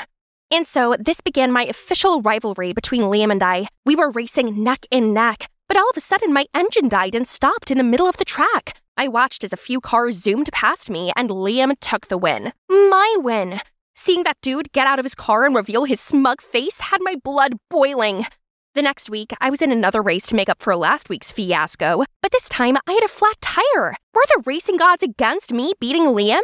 Due to my recent losing streak, some of my sponsors threatened to have their sponsorship withdrawn if I don't win the next race. So this time, I got Royce to triple check that the car was ready to race. I scrutinized every nook and cranny, same as the last few races. If something goes wrong again, then my guess is that you have a petty guy willing to sabotage you. My next race was going well, but on the last lap, as I reached a tight turn, I pressed on the brake and my car was not slowing down. Time seemed to slow as the wall rushed closer. My palms clenched the steering wheel. It was a dance of split-second decisions and instinct, but I managed to swerve, the tire screeching in protest as I narrowly avoided disaster. Close shave. I looked over to the finish line and saw that Liam had once again secured first place. He was definitely behind this. So I quickly got changed and barged into Liam's waiting room to confront him. Oh, my angel! What are you doing in this fiery battlefield? It's you who played tricks on my brother, right? Spit it out. Your brother? Who? Jeremy Wilson? You sabotaged someone else's car too, or what? What are you talking about? Drop the act. You're the one who benefits the most if my brother loses. Recently, his car kept breaking down. This can't be a coincidence. It just seems like luck is on my side. See, the girl I like also happens to come from a famous racing family. We're a match made in heaven. How can you be so casual about this? Don't you know how dangerous it is to drive with broken brakes? If not for my driving skills, I would have been injured. Wait, your driving skills? Were you the one driving the car? I mean, my brother. Oh my god, it's you! I knew something's off lately. Watch your tongue. I didn't say anything. Focus on the actual conversation. You either confess to the crime, or I will investigate and expose your true face to the whole world. Mark my words. I couldn't believe I just let my secret slip to my biggest rival. If Jeremy knew this, he'd definitely tell me to quit racing. So after a sleepless night, I decided to meet Liam for a proper talk, but he found me first. Are you Google? 'Cause you have everything I'm searching for. Stop messing around. I'm not done with you yet. The you broke my car case? I had no idea about it, I swear. I'm competitive, but not that low. But isn't it normal for a car to suddenly break down sometimes? Put that aside. Anyway, have you told anyone about my identity yet? No, but what's up with that? I want you to keep your mouth shut. So let's make a deal. What do you want? Except for a date like in some sappy rom-coms, of course. Then nothing. Just don't avoid me anymore. And tell me why you have to disguise as your brother. That's none of your business. All right, then I'll ask someone else. Fine. Just promise you won't tell anyone. Then I told Liam everything. And since that day, he had officially become my shadow, no matter at school or on the track. I need to complain to Spotify for not naming you this week's hottest single. Oh wow, they really look cute together. Even though they're competitors, love always wins. And that's how we accidentally became a gay couple in the racing scene. At first, I found Liam very annoying, but soon I realized his great passion for racing matched my own, and his insights into the racing world were unexpectedly captivating. I found myself opening up to Liam, sharing my thoughts and feelings with ease, and somehow felt happy around him. But the mystery around my broken car hadn't unfolded, so I couldn't let my guard down. And here comes the last qualifying match before the championships. My dad was also here today to motivate everyone. I was so nervous, yet still had to act lovey-dovey with Royce in front of Dad. Obviously, Liam wasn't happy about that. He kept coming in between us, even though he knew we were just pretending. Natalie, focus! I couldn't stand to keep my secret any longer, so I gotta carry the day to prove myself, then reveal the truth to him and race under my own identity. I turned on the engine's full power and felt its huge force as I raced. My helmet fought the wind, and the air surge was like a thrilling symphony. It was the last lap, and I was in the final stretch. There was only one car ahead of me, Liam's car, and I could see the finish line coming close. So I pushed on the acceleration as far as it could go. As I raced past him, I was both precise and fast. My heart pounded in my chest, and I could feel an adrenaline rush through my body. Suddenly, a strange sound came from my car, and I lost control at once. The car started spinning like crazy and off the track onto the grass. I was dizzy, but lucky enough, not a scratch. As I came to, the first person I saw was Liam. He dropped everything just to check that I was okay. He took me to my pit stop, where my teammates rushed over to support. Suddenly, my dad appeared. I was panicking, and I didn't know where to go or hide when... Natalie, no need to hide anymore. I already know. How? That doesn't matter. Look at you. What a mess. I just wanted to prove to you that I can do it. This is my passion. Why do you always stop me? Your passion? You mean falling off the track? You just ignored all the times I'd won first place. You're a terrible, selfish, evil father who has no love for your children and always forces others to do this, do that. People don't respect you because they want to. Everyone only listens to you because they're afraid of you, just like me and Jeremy. Just then, Dad slapped me hard across the cheek. I stumbled back and fell onto Liam. It was you, wasn't it? I'm sorry. I just couldn't watch you get yourself in danger anymore. Meeting you is my entire life's greatest regret. Before anyone could see me cry, I ran away. I have nothing left. No one understands me. No one. I lay there in my room, consumed by a cloud of gloom after Dad's week-long grounding. Suddenly, a pebble knocked at my window. It was Liam. He was trying to throw a rope up to me. After a moment of hesitation, I finally climbed down. I'm sorry I went behind your back. I didn't know your dad would go that far. I care about you and just want you to be safe. But now I realize the way to do that is to find the true culprit who vandalized your car. Liam's apology felt really sincere. Look at him. I couldn't stay mad forever. The last time you raced, you never left your car's side. The pre-checks are where we need to look into. Are you sure you can fully trust this Royce guy? He's my brother's best friend. Why would he sabotage me? You're just being subjective. Suddenly, a memory resurfaced in me. Last week, I saw Royce lingering around the car for longer than the usual inspection. He told me that I need a new head gasket or else I wouldn't be able to accelerate without blowing the engine. Now, when I think of it, it seems kind of fishy. So we rushed to Royce's shop immediately. Natalie, what are you doing here? I'm sorry to hear things have been rough between you and your dad. But you're not sorry for almost taking my life? What are you talking about? Cut the act. I've got all the evidence against you. What evidence? Shut up. I have CCTV footage of your criminal acts. If I give it to the racing committee, you'll be out for good. What do you think? My hands were trembling as I hoped that Royce couldn't see through my bluff. But shockingly, Royce's face went pale and he crumbled to the ground. All right, Natalie, it's me. But I didn't mean to hurt you. I just want to help Jeremy. How does that help Jeremy? Actually, I have a crush on him, and Jeremy confided in me once. I don't know what to do. I love Natalie very much, but I always feel self-conscious in front of her. I'm just an adopted child. Becoming a racer is all that my dad wishes for me. If I stop racing, he won't love me anymore. Meanwhile, Natalie's far better than me from the beginning. If Dad finds out I'm such a loser, he will disown me. Jeremy, my poor brother. I just wanted to scare you into not racing. Everything I did to your car was carefully deliberated beforehand so that you wouldn't get hurt. I'm sorry. I'll find a way to fix everything. I got home later that night, only to hear arguing from the living room. What you did to Natalie was unfair. You kept her from doing what she loves, just like me. I've never dared to admit this, but now, Dad, racing isn't my passion. This is. What? But you find it too girly, right? Actually, I just race to please you. And only this simple thing makes me happy. Unable to stand by, I interjected, revealing how Jeremy was living in so much fear among his own family. They were shocked for a moment. Then Dad said, Jeremy, it's all my fault to put so much pressure on you and make you feel like you weren't loved enough. You're always my son, no matter if you choose racing or not. And Natalie, I'm sorry for hitting you. The pain on your cheek may have gone, but still lingers in my hand. I just didn't want to risk losing you. I never told you this, but when your mother was pregnant with you, she got sick, and I could have lost both of you when she went into labor. Ever since that day, I swore to keep you safe, alive, and healthy. Dad, I love you, but I love racing too. I hope that I can count on your support on the track. Then I revealed that Royce was the one who sabotaged my car. They were both shocked and furious, especially Jeremy. But after being told the full story, they decided to forgive Royce as he showed his remorse by confessing his crime and was temporarily suspended. We had not seen him since then. True compassion lies not only in caring for someone, but also in caring for them in the right way. Misguided intentions can unintentionally sow the seeds of unintended consequences. Finally, I could officially join the race using my own name. Dad came to see me today as well. He seemed quite concerned, but encouraged me anyway. Suddenly, Liam approached me. If I win this time, fair and square, would you go on a date with me? You have no chance to win, but a date? You earned it.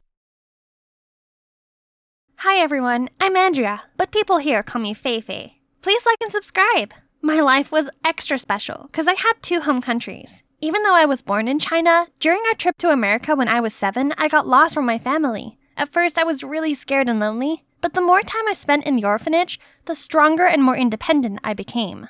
It seemed like this place was filled with my greatest childhood memories. Life went on just fine until I was 15. A miracle happened. Fei, Daddy finally found you! I didn't fully understand how, but tears started streaming down my face. Dad didn't change one bit, but my mom had passed away. So I was introduced to my stepmom, May.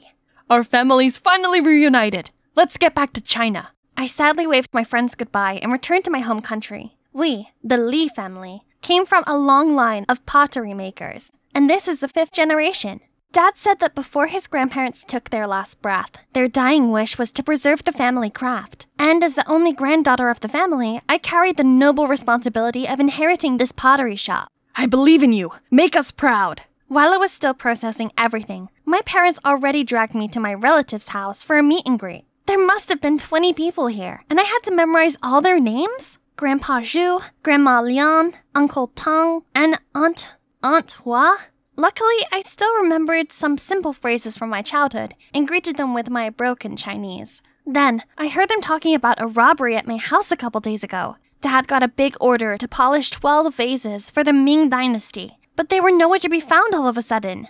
The customer wanted to press charges, causing a big trouble for our family. The police were involved, but since all cameras were smashed, it was impossible to find the culprit. The detective in me was woken up, so I ran to where my aunts were to eavesdrop. But before I could ask anything, Dad came and dragged me away. It's none of your business, kiddo. Even if the police couldn't solve it yet. Focus on learning the trade. A few days later, I started school. And boy, I thought I was smart, but Chinese characters defeated me. For crying out loud, those dancing letters and accents gave me a nightmare. And I was even reprimanded for using English in class. That's not all. Classes were followed immediately by ceramic lessons. Watching ceramic tutorials was fun, but practicing was a hard slap of reality. The more I practiced throwing clay, the more stupid shapes I created. Ugh, and there's clay all over my face and shirt. Clumsy me. Frustrated, I angrily yeeted a piece of clay across the room, then saw Dad glaring at me with his face darkened. Fei just came here. She can't possibly learn that quickly. Give her some time. But Dad coldly dragged me to the ceramic gallery. You know, pottery is about pouring souls into lifeless clay. Your great-grandfather used to make ceramics for the palace during the Qing dynasty. In wartime, the whole workshop was bombed, but your great-grandparents saved the most precious vases while fleeing the enemy till they died. Dad's words made me realize how hasty and incompetent I was. I had to change. Then Dad introduced me to a guy. This is Cody, my best apprentice, aka Pottery Prodigy. He'll be your teacher. Cody's American, so communication was much easier. He's a great teacher who would always patiently fix my work to perfection, despite how many times I messed up. Cody's also friendly and easy to talk to. Some days our deep talks lasted until dawn. One time, while I was preparing the kiln, I accidentally found this half-burnt piece of paper in the corner. It looked not so normal because there was some handwriting that seemed important on it. I showed Cody and he said it could be a Chinese poem, but I couldn't figure out its meaning since most of it was lost. Dad said it was nonsense while my stepmom shook her head in confusion, but it somehow still bothered me. So I kept studying it for a few nights and I might have found a clue that could lead to the mysterious missing 12 vases. But that wasn't enough, so I decided to put it aside for now. Back to my daily routine. I was showered in my neighbors' and relatives' care. A bit too much. They always urged me to get married. When I was your age, I had 2 children already. But I'm not even 18 yet. Worse, they even sent some suitors to my house. I've got a gift for you for our first meeting. This chicken lays a lot of eggs. If you marry me, your life will be full of roses. I only have one small request. My family wants many children, so we'll need to have 5 sons, 3 daughters, and a pair of twins. They got me dizzy, so I sneaked out the back door to avoid running into another lunatic. The countryside sunset looked so peaceful. Wow, didn't expect such strong pipes from a tiny body. Creepy much? I turned to leave, but suddenly that guy grabbed my ponytail and pulled out my hair tie. I was gonna teach this jerk a lesson, but he somehow dodged every blow. Stand still so I could hit you. Give me a kiss, then I'll give it back. You wish? What a psycho! But somehow, now I and this psycho became friends, and we even got closer and closer after seeing each other every day at school. I realized Kai wasn't as annoying as I thought, and even grew sympathy for him when I learned that he also lost his mother when he was little. As his father was busy running his business, Kai was always unhappy and lonely. Now that he had my company, he cheered me up whenever I was sad and frustrated about not getting better at pottery. However, Cody didn't seem too pleased with this. He appeared out of nowhere and dragged me away. "Faye, that guy is a notorious lady killer. Stay away from him." He seems like just a regular dude to me. Okay, to tell you the truth, that guy is from the Wen family, our lifelong nemesis. If your dad knew about this, you're done. I'm a bit concerned, but life isn't a revenge drama. No one can stop me from seeing someone because of some familial feud. Still, I guess I should be careful. Hey, what you hiding? Faye likes a free spirit. A boring guy only plays with clay all day. No chance. Well, I think an innocent girl like Faye needs a calm, mature, and collected guy, not some free-spirited, spoiled rich boy who only knows how to spend his parents' money. Every time this happened, I had to throw myself in between them and push them apart. One day, my stepmom caught me coming home after going out with Kai. I panicked and didn't know how to explain, but don't worry, your secret's safe with me. You're stressed out enough. Then she called me in for a deep talk. She apologized for not giving me enough care and kindly asked if I had any difficulties since returning home. Actually, I like pottery, but I haven't improved no matter how hard I worked. The responsibility on my shoulders is so big that it pulls me down. I tried to put up a smile, but there were times that I felt suffocated. Don't push yourself too hard. If it's all too much, take a break and go back to America for a while. A healthy mind comes first and foremost. I'm so lucky to have an understanding stepmother. As soon as she left, Cody stepped out. I didn't know you were under so much pressure. Don't worry, there are other ways to help your family besides making good pottery. You're smart. I know you can do it. So, I started to practice performing tricks with ceramic vases, then set up a TikTok account to upload videos of my performances. They went viral in only a few weeks, gathering millions of views and propelled the pottery shop to fame. And with that, the number of orders grew rapidly. The national pottery competition was coming. My dad excitedly announced that it was a huge opportunity for our family. Our core team worked day and night to create a unique design that would make an impact. The big day finally arrived, and I was tasked with carrying the vase to the exhibition area. I was so excited to be there, but a stranger suddenly bumped into me, leaving me in shock for a few seconds. Oh my god, the vase! Panicked, I hurriedly checked, and luckily, it's okay. Whew, that was close. The competition officially began. I checked out the other displays. They all looked splendid, but the Wen's family vase literally shocked me to my core. It looked exactly like ours. I went straight there to confront them. This is clearly my family's design. You shameless thieves! Watch your mouth, little girl. And you, keep an eye on your daughter. Don't let her bring shame to your family. Don't tell me how to raise my child. And the vase? The thief will soon be exposed. Come on, Faye. I knew the design can be copied, but not the material. It's made with our family's secret technique. We had a special substance that made ceramics more durable. Now we just need a little luck. Ladies and gentlemen, the winner impressed us with its one-of-a-kind design and outstanding quality. The first prize goes to Wen family! However, we also found out one team's product is made with substandard material and underfired. The judges also suspect them of plagiarizing the Wen's design. We can't accept such disrespect to the craft. Lee family, you're disqualified from this competition. Before we could recover from the shock, the news already spread like wildfire. Kai tried to explain that he had nothing to do with this, but I didn't want anything to do with him anymore. The Wen family must have made a copy of our vase and swapped it with ours. But when? It's with me the whole time. It could only be... Our business took a nosedive. Orders were cancelled, most staff quit, and worse still, everyone here suspected that I swapped the vases since some of them saw me with Kai. My dad didn't take that news so well. He had a stroke and was hospitalized ASAP. No, I had to find out the truth, no matter what. Only 3 people knew the design: Dad, Cody, and me. Right, Cody would know what to do now. Unfortunately, he took some days off to take care of his sick mom, so I decided to come to him again. He'd gone shopping, so his mom welcomed me. Thank you for giving my son a chance and paying him handsomely. Without the money, I might not even be here anymore. Money? What money? My son spent sleepless nights for months to complete your vase. Isn't that why you paid him that well? What? We'd never made Cody work overtime. What money is she talking about? Right then, Cody got home. I immediately confronted him. He denied everything at first, but then he had to give in. Who hired you? Really, I don't know. They texted me from a blocked number, then wire transferred me the money. Faye, my mom's really sick and I had no choice. I never expect such terrible consequences. I'm so sorry, Faye. I ran away ASAP. I can't hear another word. The saddest thing about betrayal is that it never comes from your enemy. When I got home, my stepmom was cooking.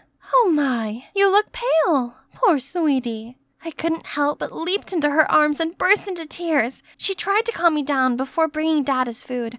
I know I cannot be weak anymore. I'll find out who's behind all this, whatever it takes. I rummaged through the workshop until late, only to find nothing. Exhausted, I went to sit by the gate for some fresh air, and suddenly saw something in the bush. An envelope! Looks fishy. To not leave any trace, I opened it with steam instead of tearing. It's a Chinese poem, and had the same style as the one I found the other day. By reading the first letter in each line, I got this message. Yo, Chang, Jian, Mian. Meet at the oil factory, it is. The message coded in the other poem also referred to a place. It's gotta be a sketchy meeting to have its spot written in code like that. I quickly put the letter back and searched for the only oil factory in town, then followed the address to an abandoned factory. I ran straight inside, but it was totally empty. Was I wrong? I felt defeated and was about to leave when I suddenly heard a voice from the second floor. I crept up and saw Kai's father with a gang wearing black, and our 12 stolen vases! Right then, a hand patted on my shoulder. What you doing? I turned around to see a creepy face, then pitch black. I opened my eyes with a splitting headache, and my hands all tied up. Who's this? My stepmother, who's arm in arm with Kai's father? Already awake? You're on their side? My father didn't mistreat you. This is how you return the favor? I've had enough of your old man, a tyrant and self-proclaimed smart man. I deserve someone who loves and pampers me, like Mr. Wen here. If your father had been truly smart, he would have realized long ago that he had nurtured a serpent in his bosom. That Cody boy. Just wait and see. I will expose your scheming. Ha! In your dream? I already bought a plane ticket back to America. Be prepared to be welcomed by another orphanage. I even wrote your old man a touching welfare letter. He'll definitely have another stroke once he reads it. The secret letter has exposed you, and other evidence will soon be found. You can't get away with this. Do you mean this, feisty girl? In fact, what letter? Just then, the wind blew and swept the burning letter to some old oil containers at the corner, setting it aflame. The fire spread with lightning speed. They all ran for their life, leaving me behind. The smoke was thick, stinging my eyes. I was about to faint when Cody kicked the door open, dashed in, and untied me, while Kai covered me with his jacket. You? There's no time! Run! Then quickly carried me away from the fire. When we got to safety, the entire factory exploded. Okay, can you two explain everything now? I felt guilty about the pottery competition, so I secretly followed my father to find out the truth for you. I came to your house to apologize, but saw you rushing somewhere looking worried. That's why I decided to follow you, and I can't believe that the person hiring me is your stepmother. Me neither. Anyway, thanks. But I'm still mad at you. Are you okay now? I'm fine. I'm not sure about them, though. Animators, please replay the previous scene. Yep, I managed to record everything. With this priceless evidence, of course my so-called stepmother and Wen had to plead guilty and go to prison. My father was discharged from the hospital, and our 12 ceramic vases were returned. Now that our family's name's cleared, business is booming. After this incident, I learned to cherish our pottery workshop more. Determined to continue my family business, I started learning pottery properly to prepare for next year's competition. Root for me, peeps! And, of course, I still have these two guys by my side. Only it looks like they no longer want to just be friends with me. What should I do? Please help me by commenting down below if you're hashtag Team Kai or hashtag Team Cody. Seeing Chi acting shamelessly loving around Nam in front of Ronnie when she knew all the truth even irked her more. Can't underestimate this snake. What is she scheming? I'd better watch out on her. Later that day, while working near the kitchen, Veronica spotted Chi doing something fishy. Hey, what you doing? Nothing. Veronica immediately bent down to see a wrinkled food package in a bin nearby. What? The expiration date was 2023, a year ago? Hey, why do we still have expired food here? Oh gosh, but is it ice cream that room 302 asked for? Right away, Ronnie asked the staff to check all of the food orders and rushed after the food trolley which was set to arrive at room 302. The news was soon to reach Nam, so he sprinted to the guest room to see Ronnie was already there. Excuse me, miss. On behalf of the hotel, I do apologize for this inconvenience. It's on us for not training our staff well. I'll be talking to her now. Then he dragged Ronnie into the corner. You're ruining others' efforts due to your irresponsibility. Don't you see? If you can't do it properly, then do nothing. His words were like thousands of daggers pierced into Ronnie's heart. Okay, now I got it. In his eyes, I was only that, shallow. Suddenly, the guests came near them. Excuse me, I know you're teaching your staff and it's not my business to interfere, but this girl wasn't the one who delivered the food earlier. But she came here and sincerely apologized to me for what she didn't do, which is much appreciated. You should reward her instead. Hearing that, Ronnie couldn't hold her tears and ran away. Ronnie! Veronica! Sorry, I gotta go. Our manager will talk with you soon, and the hotel will offer some compensation for your trouble. Gosh, my anger got the better of me, and I hurt her once again. Where are you, Ronnie? I was too dumb to keep chasing after him like a fool, while he didn't bother to care, and even wanted to kick me out. Okay, fine. I'll go as you wish. In the blurred vision due to teary eyes, Ronnie spotted a smirk face of Chi, the one who's behind all of this. If it hadn't been for my brother and 2 families, I would expose you already, you snake! That night, Ronnie didn't want to face Nam at the hotel, so she ran to Hoi River for some fresh air, and in front of her eyes was Hoi An with a different charm. At night, when the dark covered everything, colorful lanterns were lit up, stretching the sparkling lights in every corner of the ancient town. But the splendid view didn't color her any happier. She was glumly dragging her feet on the sidewalk when she spotted an old woman sitting on the edge of a riverbank selling floating lanterns, and her hands were shaking when she was trying to light them up. Let me help you, okay? Then she sat down and helped her kindle the candles and deliver lanterns to buyers. Seeing their faces beaming with the flickering candle lights made Ronnie unconsciously smile. It's like everyone whistles their dreams in lanterns and has the river give wings to the wishes to fly high and far away. Ronnie was immersed in her own thoughts when she accidentally burned herself. Are you okay? What? Ronnie, listen, I came to apologize to you for the misunderstanding this afternoon. I should have listened to you first. Let me help you. Don't frown like that, or you're gonna be some wrinkled old woman soon. Hey, hello, Earth to Veronica. Alright, let me show you around. We only have tomorrow here before returning to Da Nang. You will regret it if you don't go. Come on, I beg you, okay? Veronica was still in a foul mood, but unknowingly stretched her hand. They said goodbye to the old lady and walked side by side along Hoi River, but no one said anything until, Are you gonna ignore me forever like that? You think I'm some annoying girl, don't you? Huh? Why you ask that? No, maybe. Then why you had to hire a fake girlfriend just to avoid me? What? She knew it? But how? I'm sorry. It was the reason at first, but it turns out I was wrong about you. You have a good heart and don't deserve those things. Maybe it's too late, but I'm sorry again. I should have thought it through first. What makes you think of me like that? It's like years ago. You suddenly slammed a door in front of me without a word, and then now turned indifferent and hateful to me. Why, Nam?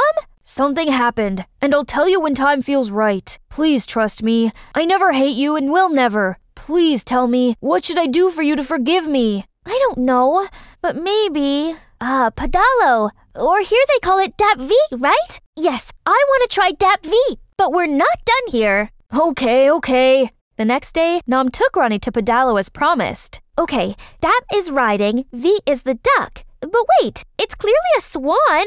Why? I don't know either. Vietnamese is complicated. Having tickets, 2 of them were waiting to be on boat, and Veronica couldn't hide her excitement. Okay, be careful! It's flippable! Poof! I'm not a kid!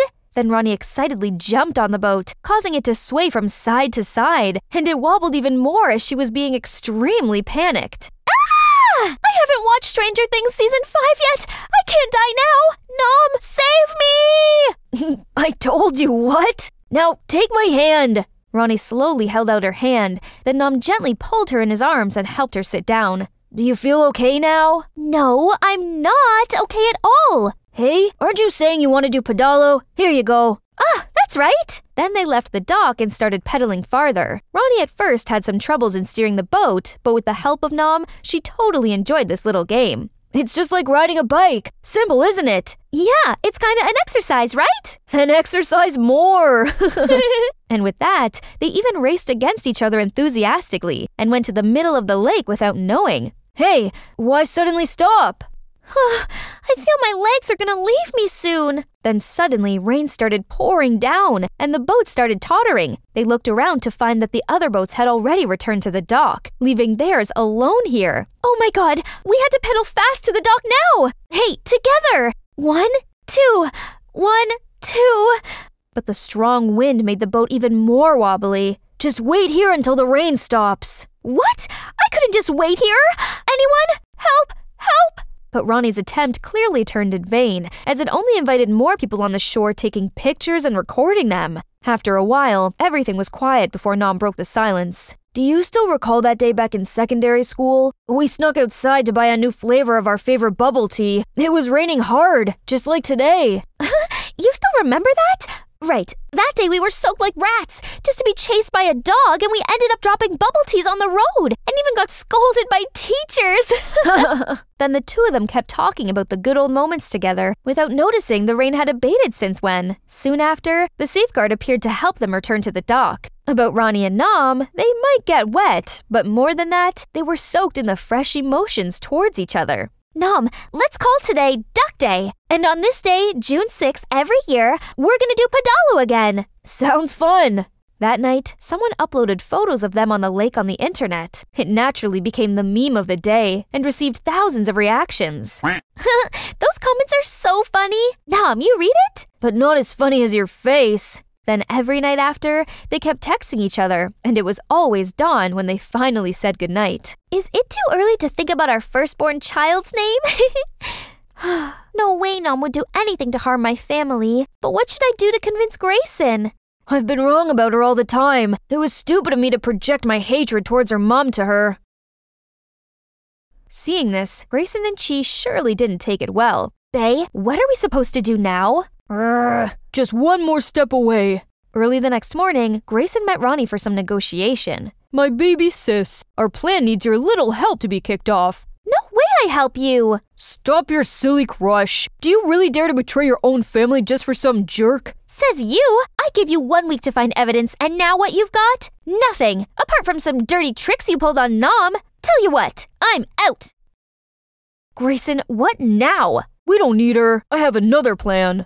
A few days later, Nom's hotel suddenly got back out at night, but it wasn't the only thing out of his expectation. Call technicals to check the grid now! Hey you! You're boss here, right? Yes, ma'am. I apologize for the accident. It might just be some minor technical problems. Please come back to your room. The electricity will soon return. Patient? How could I be patient when your staff humiliated me? What, ma'am? Everything's turned pitch black and I was trying to find some receptionist. Here you are. Why cut the electricity without notice, huh? Please bring me a fan or something. I'm sweating like crazy. You're sweating not for being hot, but for you being overweight, miss. You're saying what? Are you deaf? I'm saying because you're fat, miss. So this is the way you train your staff? Right then, more and more customers came to confront Nom. Hey, some staff snuck into my room saying to fix some wire plugs, but he stole my wallet away. Me too. My laptop was stolen when the lights were out as well. Hotel what? It's a scam, guys. Nom was trying to calm the guests down, but they seemed not to be in a mood for any explanations. Instead, they asked to return the room and demanded a payback. How could this happen? Little did he know, the mastermind was already sneakily slipping through the crowd to run away.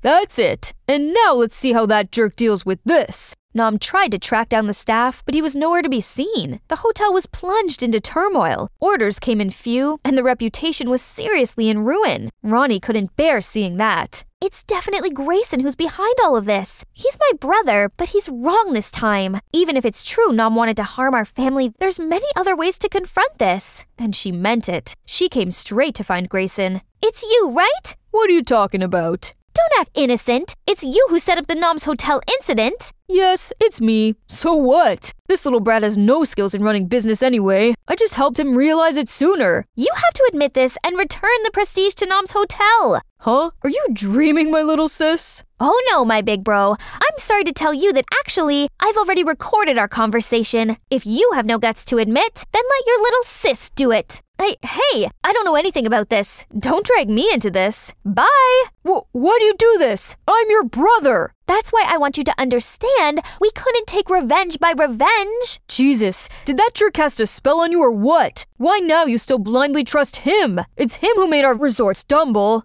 Then Nom out of the blue barged in. Who told you I harmed your family? Here you are. If not you, then who else? Isn't it you who did this to take revenge for... Keep talking. Why stop? Take revenge for what? I've already turned a blind eye and let this slide, and now you want to dig this up?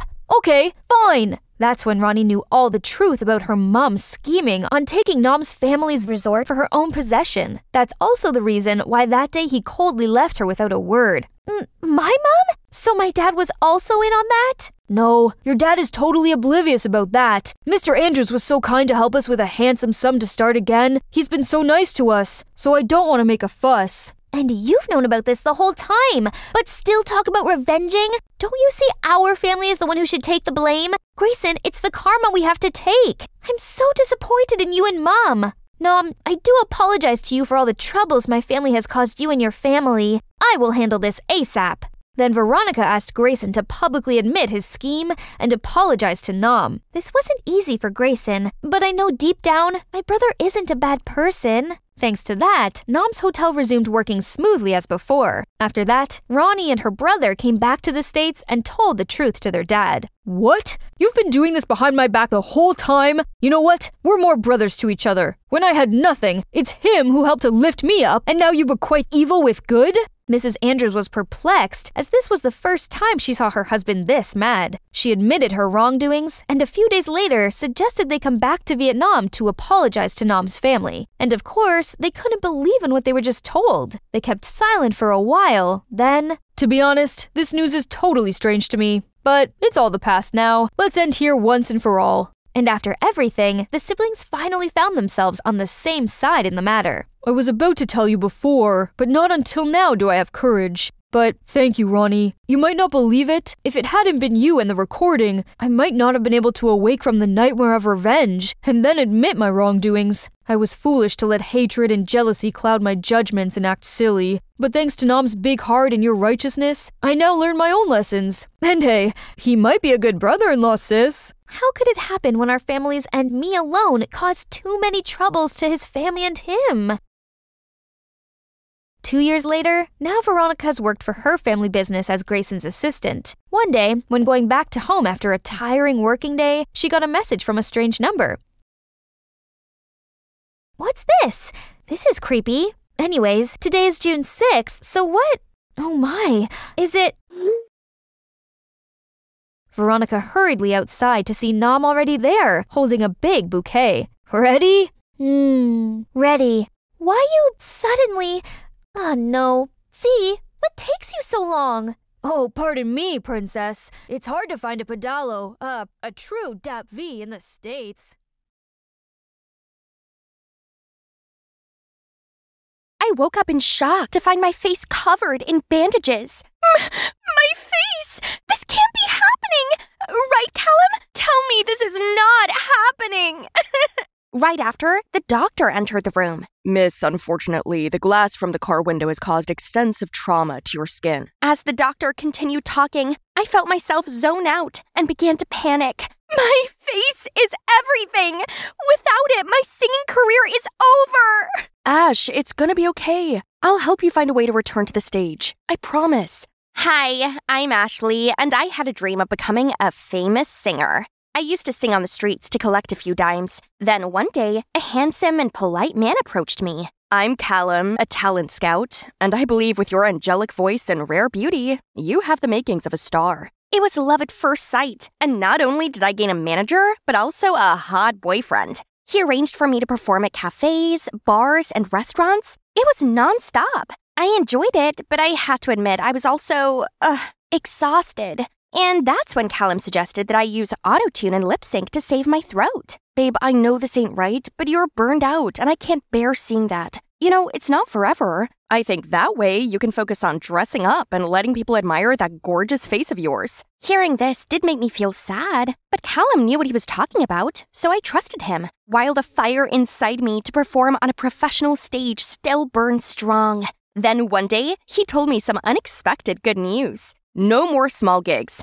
The famous company Dream M Entertainment is holding auditions to find their next big star. I've taken care of everything. You just need to be 100% confident in performing. This was it. My time to shine has finally come. But then that evening, while driving home and practicing singing, I had an uncontrollable coughing fit. I lost focus of the road for a split second and didn't see the incoming car until everything went dark. And the next thing I knew, I was waking up at the hospital looking like Frankenstein and certain that my big dreams were now in shatters. After 2 months in the hospital, most of my scratches healed, but only a deep cut scar remained on my cheek. Just a few days more until the audition, and I couldn't show up looking like this. This is a once-in-a-lifetime opportunity. Can makeup cover it? Or maybe a mask? There must be something. But the doctor said I can't wear makeup until it's fully healed, as it might cause an infection. And if I went on stage in a mask, people would certainly raise questions. Then Callum's eyes suddenly darted to the photo on the shelf. Ash, here's your answer. Get your sister to be your double until your wound heals. You mean Bridget? That freak? No way! Yeah, I do have a twin sister, but we aren't close, for sure. My parents divorced when we were 7, and the courts decided I'd live with Dad and Bridget with Mom. I had a great life with Dad, as he bought me any outfit I wanted. But Bridget was a tomboy and didn't care about fashion. The last time I saw her, she was wearing all faded clothes. I guess the whole moody, loner, frown like she's constipated look was her vibe. I tried talking to her at college, but she always snubbed me. And just like that, we ended up being strangers, despite being siblings. And now you say I have to grovel her for help? No! I get that you guys aren't close, but surely you can put your differences aside for this once-in-a-lifetime chance at your dream? I suppose Callum has a point, so I agreed. Only it wasn't that simple, as I didn't have Bridget's number and she refused to use social media. To match her cool, unbothered vibe. Ugh. Hang on. I remember her scowling at me behind the counter at the Yo-Yo fast food once. Perhaps she still worked there? I immediately disguised myself and headed there. Oh, there she is. I started hovering around her and explained what had happened, then asked her if she'd be my double for the audition, but she didn't bother to care. Get out the way. I can't perform looking like this. Please, this is everything to me. It's none of my business. I have work to do. See, I can't just give up like this. So I ordered food and sat there and waited for her to change her mind. It was closing time already. I was about to leave when I saw Bridget and her boss quarreling with each other. My gosh, this is why it's never good to hire teenagers. I only hired you because you begged for the job. I'm sorry, sir. Darn it. Starting today, you will work without pay for 3 months. No, sir, I need money. You didn't even pay me last month. Hey, what are you doing? Go. You can work elsewhere. Don't be here with a scumbag. What? And you, get lost before I report you to the cops. What you aiming at? Why do you have to work here anyway? Doesn't Mom give you a big enough allowance? Don't pretend like you care. How could a spoiled girl like you ever understand? What do you mean by that? Anyway, you need money, right? I can help you. Bridget didn't answer, but I saw through her Miss Frosty persona. If you replace me until I'm recovered, then I'll pay you. A big check worth 10 times what you're making here. By the way, only 2 of us and my manager know about this, so don't worry. Then I gave her my number and told her to message me when she made a decision. She reluctantly took it, saying nothing, and just left. But that evening, a message from an unknown number popped up. Okay, I'm in. You better pay me right. I immediately called Callum and told him the good news. Now it's time to turn Bridget into a temporary me. Normally, Callum and I keep our relationship low-key to maintain professionalism. And that's the same now. We're keeping it a secret with Bridget. Callum made it clear to Bridget that all she needed to do was to look pretty and lip sync. But geez, that girl could only moan. This crop is too tight and constricting. Stop scratching like a monkey. I showed her how to stand straight and walk like a diva. And it shocked me when she said she'd never heard of skincare. No wonder her skin was as dry as the Sahara Desert, and her pores were as deep and large as black holes. No worries. The witches here will give you a magic transformation. Wow, she looked exactly like me, just without the wound. Even Callum was impressed. He instantly offered to help her into the car and drive her to the audition. I guess it made sense for Callum to keep her on our side. Now is not the time for stupid jealousy, Ashley. I disguised myself as Bridget's assistant and nervously waited backstage. The audition was such a nightmare. Bridget's lip-syncing didn't match the pre-recorded audio, and she danced like she had 2 left feet. Finally, the performance ended, and the first judge to comment was David Knight, aka the music wizard, master composer, and lord of melodies. Oh, I know this guy. He's sure a demigod in real life. Your singing was dismal, and your dancing was catastrophic. Did you get lost looking for the bathroom and wander on stage by accident? Having a pretty face isn't enough to keep you here. The judge sitting next to David suddenly grabbed the mic. Wait, he's the CEO of Dream M. You're wrong, David. Beauty is also talent. She's a diamond in the rough, and only needs a little polishing to shine. After the show, Callum was overjoyed as he informed Bridget that she'd become a talent at Dream M and would soon become an A-lister. I was so excited too that I flung my arms around Bridget, but she coldly pushed me away. Enough for today. Since then, the 3 of us agreed that Bridget would perform on stage while I would record at the studio. The bad side was about putting up with David, the difficult judge at the audition who was in charge of my recording session. The only thing going for you is your face, so why hide it behind that mask? If you must know, I didn't have time to apply any makeup. Satisfied much? Sorry, what'd you say? It was too early in the day to deal with such a jerk, so I stayed silent and focused on the session. Your singing has improved significantly since the audition. It just still lacks some emotion. Thanks. My debut was just days away, but things didn't go so well. Bridget had no sense of style and appeared in the fashion column Worst Dressed lists, shaking like a leaf on stage and jumbling her words when facing impromptu interviews. So I had to set up a crash course for Bridget, but this time I taught her simple, easy-to-remember things instead of big stuff like last time. I showed her how to pair basic outfits, how to deal with the press, and most importantly, I still guaranteed her regular pay. Ash, you've helped me a lot, and so, thanks.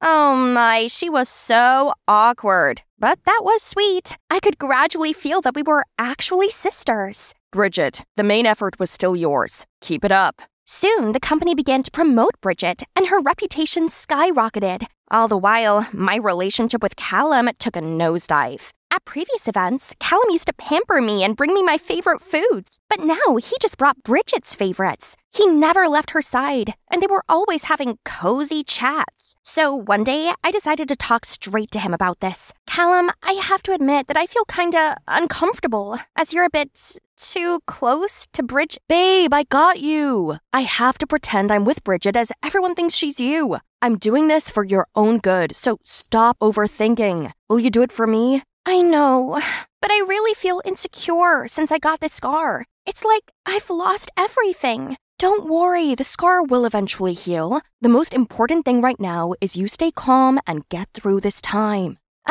Right.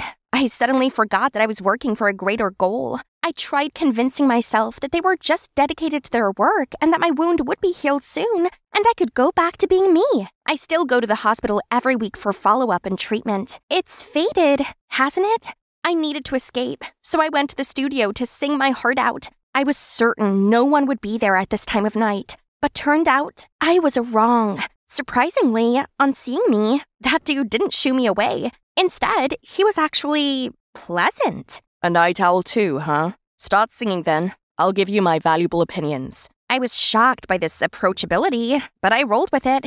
David was many things, but there was no denying he was extraordinarily talented that made huge hits. I sing, and he gave me some useful tips and pointers. I believed you'd be too haughty to listen to my guidance, but it turns out I was mistaken. Well, I found you annoying at first, but I appreciate your help and I value your feedback. It seems there's actually a nice guy behind the ogre front.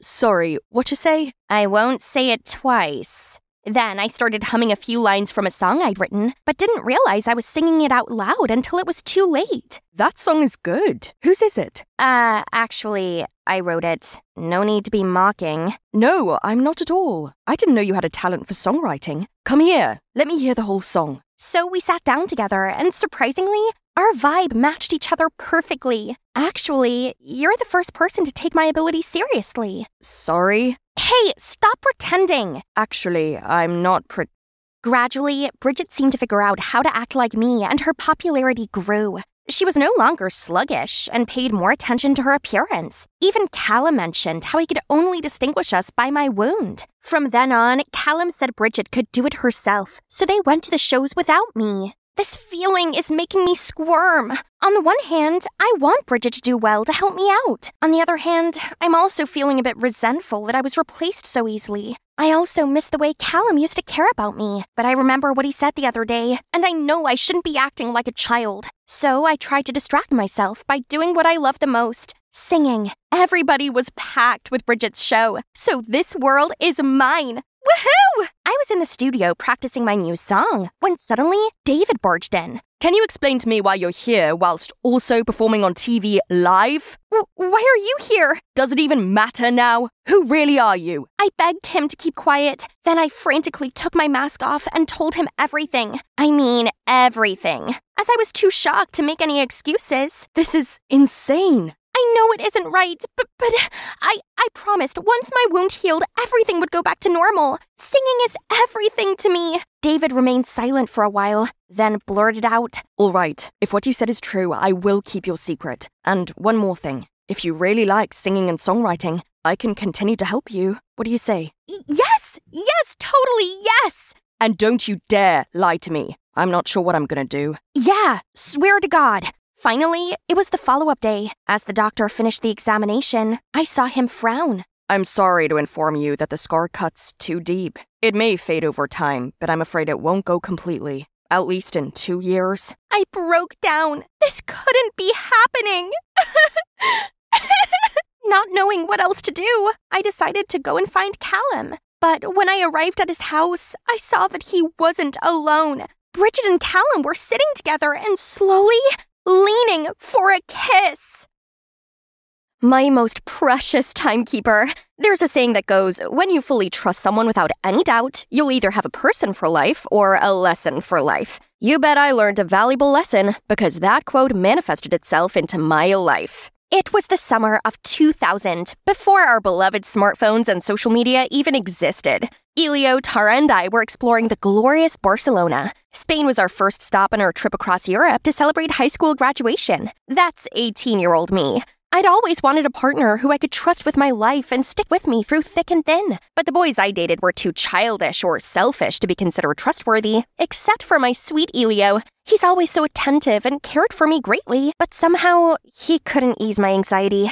At the beginning, I wanted us to have a couples trip, but then I decided to have my only friend Tara join us, just to be safe. My treat, of course. Only Tara stayed friends with me after many other greedy leeches tried latching onto me for my family's wealth. Sure, I got you, girl. I was thinking you might just chicken out without me. Ha ha ha. She knew me too well. And so our journey began. Why Barcelona, you asked? Because I wanted to connect to my Spanish roots since my grandparents met, then got married over there. Hopefully, Elio and I would be just like them. After weeks of sampling Michelin restaurants, 5-star hotels, and high-end nightclubs, we visited Las Ramblas Market, and so did dozens of other tourists. Ugh, are they not seeing me intentionally? I can't suffocate between sweaty people, so I let us out of the crowd. Here comes fresh air. But hey, where are Tara and Elio? I reached for my phone and suddenly remembered that Elio had my handbag. My whole life's in there. My phone, my money, my passport. Ah, police! Officer, please help! I'm lost and I don't have my documents on me. But why did they keep dashing their gaze to me, then to each other? Oh, they understood me. Then they signaled me to follow them, probably to the police station. What? This is a hospital. They think I'm nuts? No, this isn't happening. What do I do? Excuse me, you need help? That snapped me out of the panic attack. I turned around and saw 2 male supermodels. My. Hang on, time and place, Michaela. Turns out the guy who just approached me was Guzman. He's quite fluent in English and very friendly. Meanwhile, the cold one was Manu, who seemed to be watching me like an alien. I told him about my situation. Then they led me to the U.S. Embassy. Luckily, they stayed to help me talk to the embassy staff, who I totally believe is the sloth from Zootopia in disguise. One eternity later, they said they'd help me find Elio and Tara, but it'd take several weeks. Ugh, that's it? What about me? I already told them I had neither money nor a passport, right? Where do I stay? How would I survive? Right then, Guzman offered me to stay at his place and work at his family's restaurant in the meantime. Huh? Isn't that too generous to a stranger like me? These 2 beautiful and helpful people could be baits, but without any other option, I had to cautiously follow them. This was the first time I ever had to be on my own in a strange place, and the fact that their home was an old, slightly shabby restaurant didn't help. Mr. and Mrs. Rios, the owners, aka their parents, welcomed and fed me. I wasn't sure if the food was poisoned or not, but my rumbling tummy convinced me to blindly trust them for now. Then they showed me my room. That's nice. Perhaps a bit too nice, especially to a complete stranger. Am I gonna get kidnapped like when I was 5? If it wasn't for my bodyguard, I'd be living in a human trafficker's wonderland now. This room's only secured by a simple slide bolt, so I used all my strength to barricade the door with this wardrobe. Whew, that'll do it. I couldn't sleep much and got up pretty early, but it took me a while to remove my barricade and get downstairs. Scratch that. Or I might give myself scoliosis. At breakfast, they asked me how I was doing. I could only mutter a few Spanish phrases from school and prayed for my Spanish ancestors' assistance, while their replies were too fast for me to comprehend. Besides, it sounded like they used a different language to communicate. Sensing my confusion, Guzman explained that people in Barcelona speak Catalan in their everyday life, not standard Spanish. Oh, right. Suddenly, I felt so alone among them. Unsurprisingly, when they opened, I was assigned dishwashing duty and organizing the storage room because I didn't speak any Catalan. Back home, I had maids and servants pick up after my every step. Literally. So working here was torture. Not to mention the hot weather here was draining me. My slow pace earned me Manu's glare, his annoyed frown, or sometimes a few words that I'm sure weren't very nice. Fortunately, Guzman was there to be the usual comic relief. I'm sorry, I don't know what I'm doing. De nada. You're doing your best, girl. Don't worry about that grumpy cat. Still, Manu was just one of my many problems. Everything seemed confusing, from how they tell the time to the metric system. Not to mention, mealtimes in Spain were always somehow 2 hours late. I swear, I almost blacked out from hypoglycemia the first few days. But today, Manu suddenly demanded I take a table's order. Maybe they sensed my nervousness, so they pointed at the dish they wanted from the menu. Gazpacho and pesto pasta? Got it! Call me Bear Grylls. Improvise, adapt, overcome is the way to go. A while later, I was just vibing in the kitchen when I heard a commotion outside. I ran out and realized the customer from before was coughing violently. What's happening to him? I saw Mr. Rios ran up to his date, asked a few questions, and checked his half-eaten pasta. His face suddenly turned pale, and he immediately called an ambulance. Michaela, did you, by any chance, not hear that he said he had a nut allergy? Perhaps. He told me his food should be nut-free because he's allergic, but that went over my head. Thank God the ambulance arrived on time, so he was okay. Still, Mr. Rios had to apologize, and that meal was on the house. And me? Manu gave me a piece of his mind. Why is he angry at me? He knew I didn't speak their language, yet he made me take their order. I wish I spoke Catalan so I could fire him instantly. Guess I'll have to fire myself. Adios. I was walking around aimlessly when Manu and Guzman found me. They said they were looking for me everywhere. Manu's awkward expression was very unlike his usual cool appearance. Sorry, you not know Catalan, I not know English. We, misunderstand. Go home, please, okay? Now I knew this guy seemed cold only because he didn't speak English. Seeing their sincerity, I followed them back. But will I ever return home? What if I'll never see my friends and family again for the rest of my life? The next day, I went to the U.S. Embassy and received shocking news. Elio and Tara not only had already left Barcelona, but Spain. A week ago. Why didn't you inform me immediately when you found them? Oh, we were gonna do that tomorrow. They're gone anyway. What's so funny about that, you moron? Never mind. Burning this place down wouldn't solve anything. My world had already collapsed. What did I do to deserve this? Why am I surrounded by cruel people? My paranoia was proven right once again. I can't trust anyone but myself. I relayed the news to the Rios and asked if I could live with them longer. They reassured I could stay as long as I needed. They can't reach you now either. They couldn't have abandoned you. Maybe they were looking for a way to help you. Chin up, Queen. Your tiara's gonna fall. This family's hospitality and positive energy are unmatched. Still, it saddened me that I couldn't return home just yet. A few days later, surprisingly, Manu offered me Catalan lessons. In return, I shall teach him English. He was a natural. I, on the other hand, felt like I was born with a wrong tongue. Whenever Manu got mad at me for making mistakes, I'd bombard him with questions as a distraction. Why do you use Celsius and not Fahrenheit here? Why Catalan and not Spanish? And what's up with siesta? I swear, it's like the entire city suddenly drops dead in the middle of the day.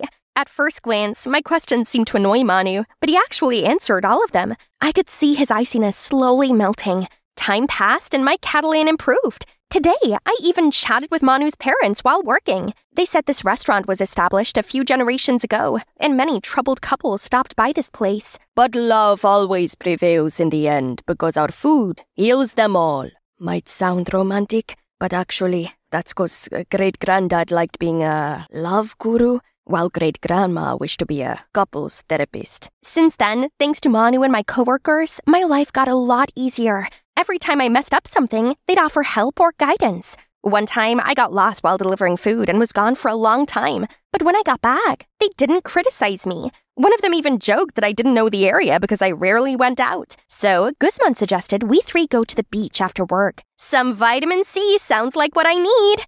Huh? But only Manu was waiting for me after our shift. It's just us. Guzman's with his hot date. Guzman, you cheeky little schemer. Still, this isn't a date, right? Just two friends getting to know each other. I initially thought we're going to walk along La Rambla and arrive at Barceloneta Beach, but Manu took me to Playa Badalona, which was a bit further away, but pretty much empty and splendid. Strange how TripAdvisor didn't mention this place. Manu brought out a bottle of cava, a Barcelona specialty. Wow, isn't it expensive? Are you sure I can have this? You worked hard and deserve to play hard. Aw, so thoughtful. He might make me blush. Then we toasted to my chaotic arrival here. That's the stuff. With Manu, I got to see an ordinary side of Barcelona. Not often do I get the chance to be somewhere this beautiful. I should be more adapting. Besides, if I wasn't here, I'd never get to observe this magnificent monument up close. Leave room for Jesus! Jesus! I mean, Guzman? He had a terrible date and came to vent. What were you thinking, Michaela? You have a boyfriend, remember? Eventually, my life here got more enjoyable. I kinda adopted the mañana mentality, so taking it slow became my motto. I now realized whoever invented siesta was a genius. People would sometimes burst into songs, as others would either sing along or dance to the music. Spaniards seem to value quality of life more than those in the States. Speaking of which, I still got homesick from time to time, and Manu's the only one who seemed to notice. You can talk to me anytime. Rest assured, we're all happy to have you here. Okay, I might have a teeny tiny crush on him.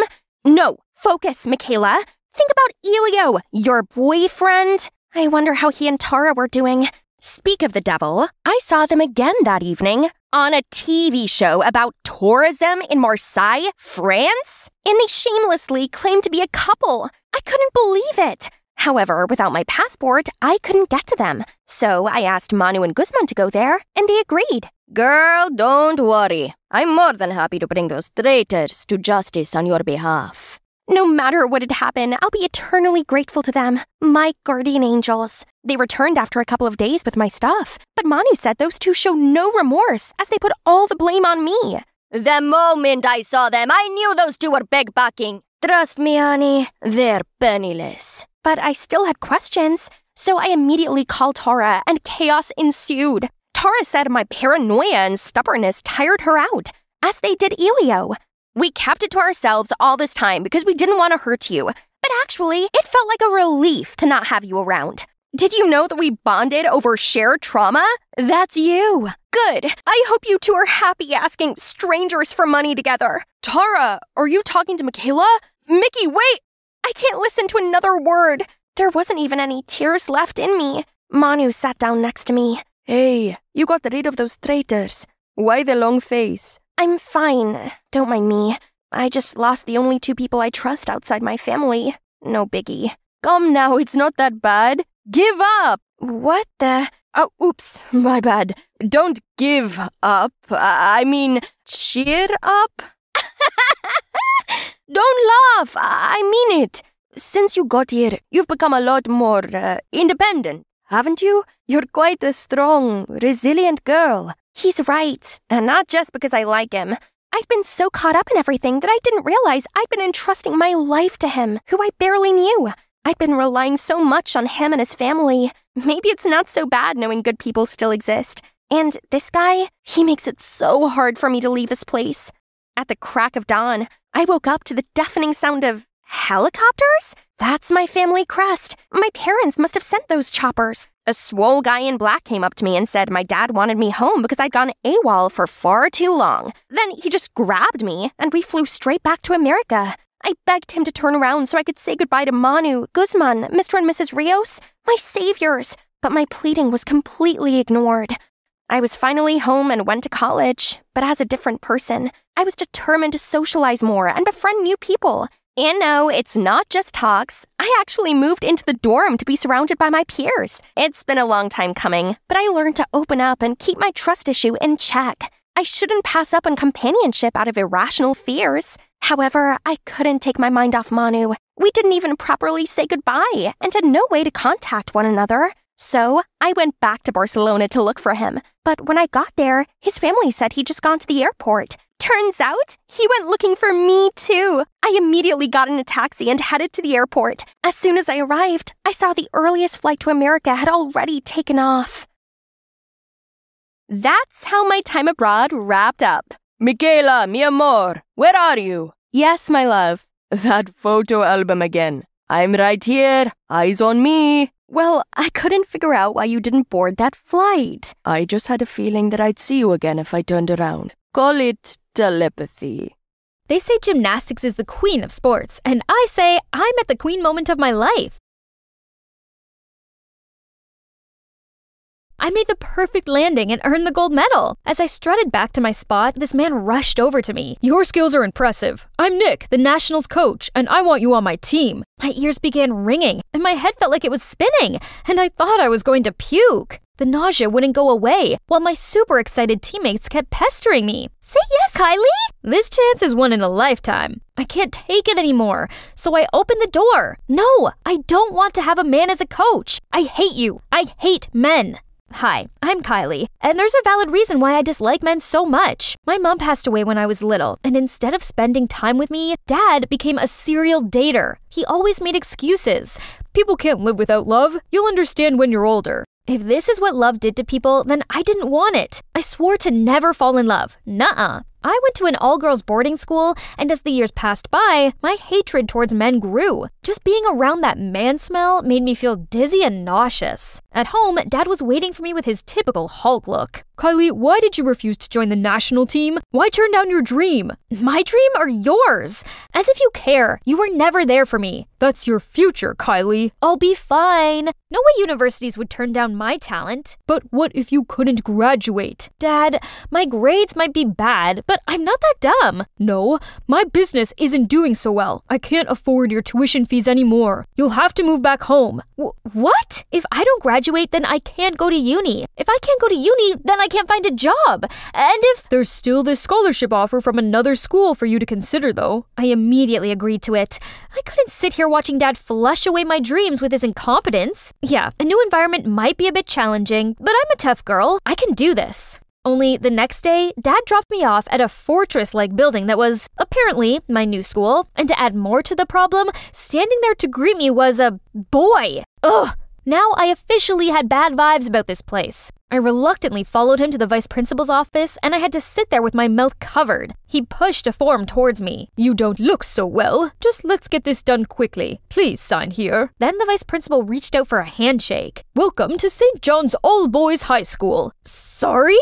All boys? "Yes, that's correct. You're the only girl here." I barged out of the room. The corridor was full of boys. They were everywhere. "Welcome home, Rosie." "We've been waiting, Rosie." I tried to dash past them, but it was so overwhelming that I tripped over my own feet and this boy stopped my fall. But my churning stomach had something to say. Blech! I threw up all over him. This boy shrieked out and let go of me. Everyone gawped down at me like I was some sort of exotic bird. With whatever dignity I had left, I pulled myself up and limped back into the vice principal's office. "I reject the scholarship." "You just signed the paperwork. You can't just leave." I was so mad and speechless. Dad must have set this whole thing up. It seemed I had no choice but to endure this hellish place. So, on the first day of school, I covered myself from head to toe like a ninja. But what are those banners? For me?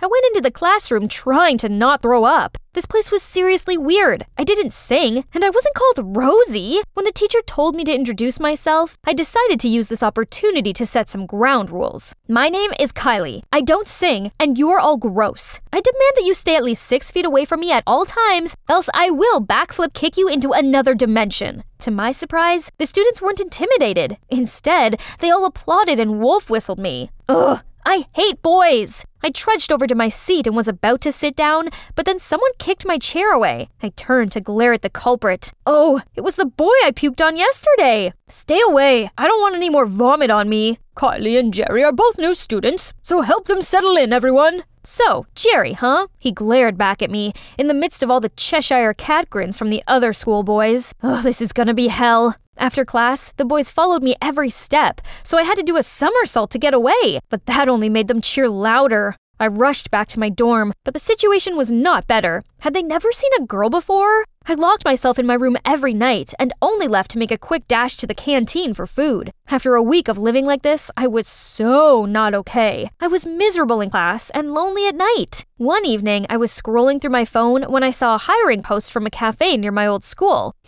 If I had a job after school, I could avoid the weird boys and hang around with my old friends. So I applied for the job, easily got hired, feeling all excited until I bumped into Jerry. Why are you here? I hurried out of the kitchen. What to do now?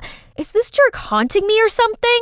But I really needed this job, so I stuffed a piece of paper into Jerry's locker, saying that as we both snuck out of the dorm to work, let's keep this secret together. And surprisingly, he agreed to that. But that wasn't the only problem. I encountered a slippery issue, having butterfingers. I spilled coffee all over the floor, then slipped on it, dropped a cake on some woman's lap, and man, the amount of cups I've broken. I begged the owner to give me one last try as a baker, but the final products were horrifying. I was feeling disappointed when I heard someone say, "Classmate, need any help?" Oh, Jerry and his man smell.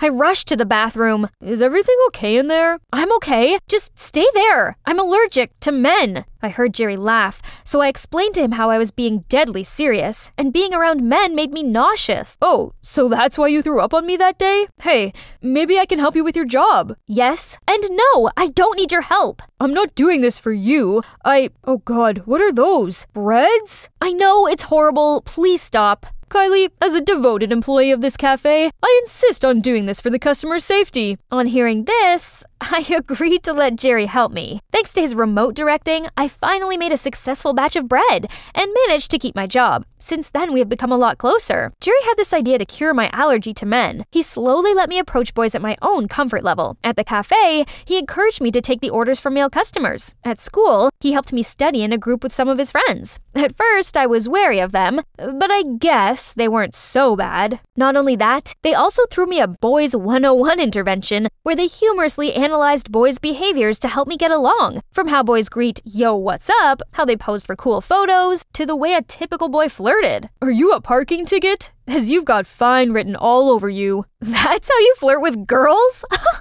Hilarious! You don't like it? But what if I tell you I was being serious? I like you, Kylie. I immediately covered my mouth, but not because I felt nauseous. What should I do? Say yes, or... Suddenly my phone rang. It was Dad. How's school, sweetie? Got a boyfriend yet? That's all he cared about? Right. That reminded me that all this was just Dad's setup and I can't give him what he wants. No boyfriend! I yelled, then hung up. I turned around to tell Jerry to stop joking around, but the boys were already pinning him to the ground. How dare you flirt with Rosie? She's mine, not yours. Stop! I grabbed a magazine and declared, I'll never date any of you, ever, because this is my type. Now, get out! But the next morning, I arrived in class to see all of the schoolboys in wigs and dresses. They mobbed me, and thank God, Jerry dragged me out of there just in time. Don't you find them odd? They became extremely competitive around me and kept on calling me Rosie. Jerry said he didn't understand either. Something's very fishy about this whole scholarship thing. So we snuck into the administration office to see if my file held my answers.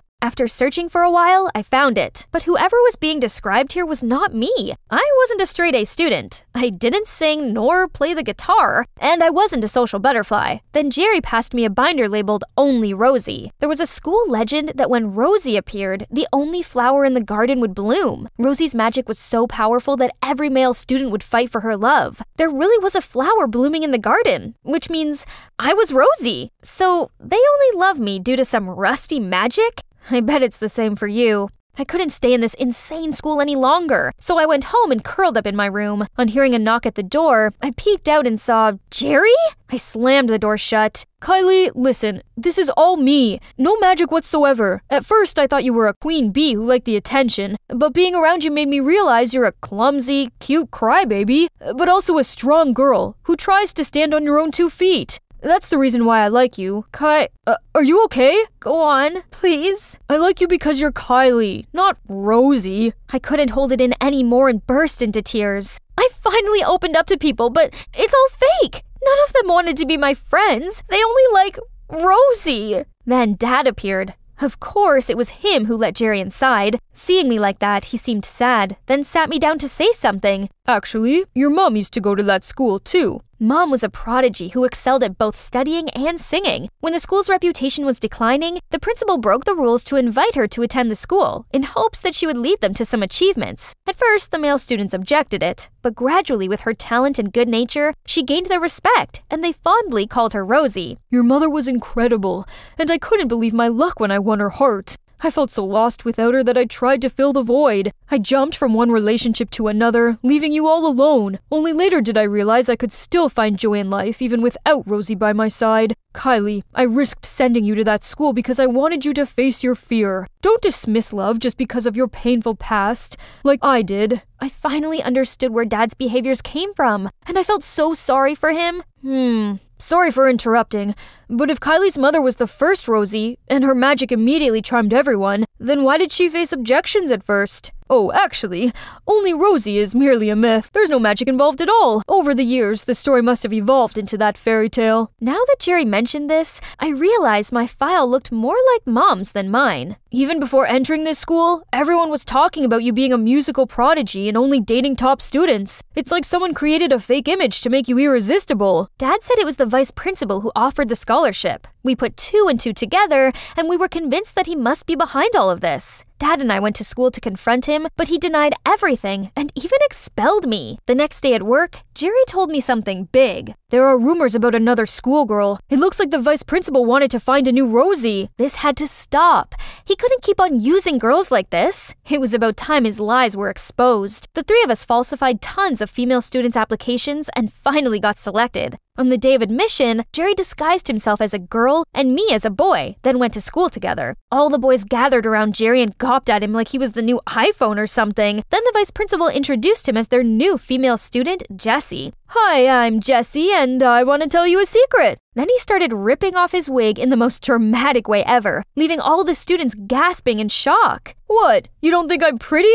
Poof! I gripped my stomach and tried to control my laughter. You're very pretty. Oh, silly! I'm not just a pretty face, I'm also a musical prodigy! Then he pulled out a violin and started making scratchy noises, deafening everyone. Not to mention, I'm a very delicate little flower. Then he broke the violin in half before everyone's terrified eyes. That's my cue to step in. I took off my disguise and pointed at Jerry. Sneaky little snake, you trying to steal my men?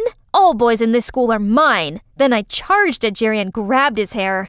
Why are you here? I've expelled you. Everyone was astonished to hear that and questioned the vice president about it. Then I waved the flower I was holding around. Guys, there is no only Rosie. This is the flower that heralds Rosie, and it looks pretty fake to me. The boys became even more heated towards the vice president. Fine, I did it. So what? Only Rosie's not real, as long as it works. I only did this to revive the school anyway. This school deserves a principal who's as dedicated as me, not a has-been who never even shows up and could have retired by now. He was hopelessly yelling while a group of disgruntled students dragged him outside. The rest ran over to me and said they missed me. So even among all the lies, our friendships were still real. And better still, I didn't feel dizzy or sick at all now. Everyone was here to cheer me on. The boys, Dad, and of course, my soon-to-be boyfriend, Jerry. We're not dating yet, cause girl gotta play hard to get. Suddenly, a voice interrupted our celebration. It was Nick, the national team's coach's voice. Great performance. Any chance you've reconsidered joining the team? Reconsidered? Nick, count me in 100%. No, 1,000,000% in. Hello, my name is Dixie, and I have quite a peculiar story for you today. Shout out to Animated Story Show for telling my life story, so please like and subscribe to the channel. I used to have a perfect life. My mom is a lawyer for a top law firm, and she's rarely home, but my dad works from home. And together, we were the best team. And Dixie keeps running, and oh, can she make it? Whew! Yes, she does! Woohoo! And she shoots and she scores! Oh my god, what is going on here? Today is our father-daughter tournament. And guess who's winning? Well, this tournament is over. David, you cannot continue to raise our child like a rascal. Clean this place up and come help me make dinner, Dixie. My mom was a total killjoy. At dinner, I was excited to discuss my upcoming birthday with my mom and dad. I finally wrote down what I want. There's only one thing on the list. We have talked about this. You are not getting a sister. But why? Pretty please, Mom. I promise I will help with the baby, and I will even stop playing. No, we are not having any more kids. Write something else on your list. But Mom, it's all I want. Then want something else. Come on, baby. There must be something else you want. A baby is quite a tall order. If you guys don't give me a sister, I'm going to go on a hunger strike until you listen to me. Suit yourself. I'm too tired for this. Now let me have my dinner in peace. Of course she wouldn't care, even if I starve myself. I went upstairs and screamed into my pillow. My mom was so impossible. Hey, honey, are you good? Your wife is killing me. Come on, baby, cut her some slack. Having a baby is a big deal, and it might not be a good time for your mom and me because of work and, something else. What else? Of course, work is more important to her than us. Your mom might work a lot, but trust me, she loves you. And I have the perfect gift for your birthday. It is going to be amazing and better than a crying baby. I doubt that, but we will see.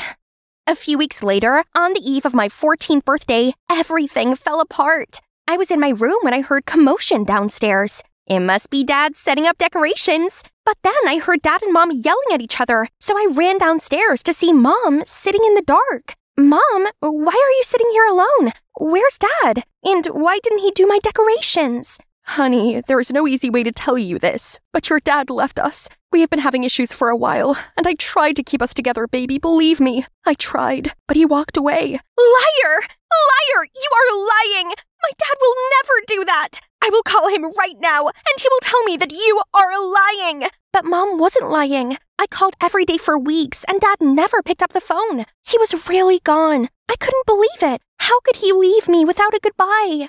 As if things weren't bad enough, my mother walked into my room one day wearing the most ridiculous country outfit. We are moving to the countryside. What? To the countryside? Why? I figured that being here in this house might be too much. And if we are going to heal, we need a fresh start. New job, new home, new life. And it's summertime, so you have plenty of time to settle before school starts. I am not leaving. What if Dad comes back for me? He will not. I don't believe you. You're just trying to take me far away from him. Pack your things. We're leaving today. Mark my words. I will not move. I will not. But of course, Mom's way or the highway. Honey, there is something I need to tell you about this place. Where we're going is my home. It's the place I grew up. Huh? You never talk about your home, and now all of a sudden we are moving there? I know it's weird, but it's a long story. But believe me, you will understand soon. And you're finally going to meet my sister, Rose. Sister? You have a sister and never told me? God, do I really know anything about you? Oh, well, we're here.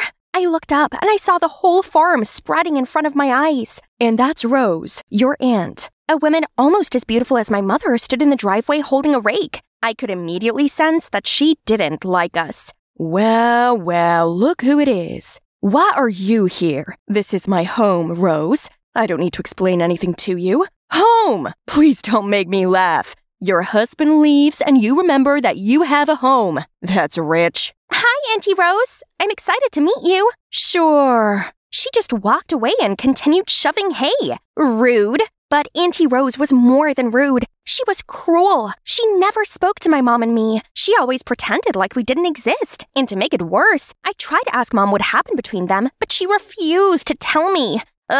Adults.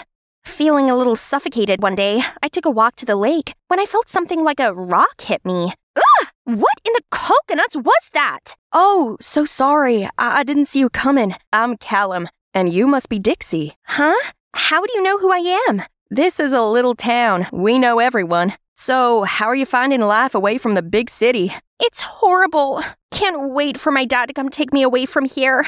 Yeah, about that, I'm really sorry. My dad left too, so I understand how you feel. Listen, I don't know who you are or what you think you know, but my dad didn't leave me, okay?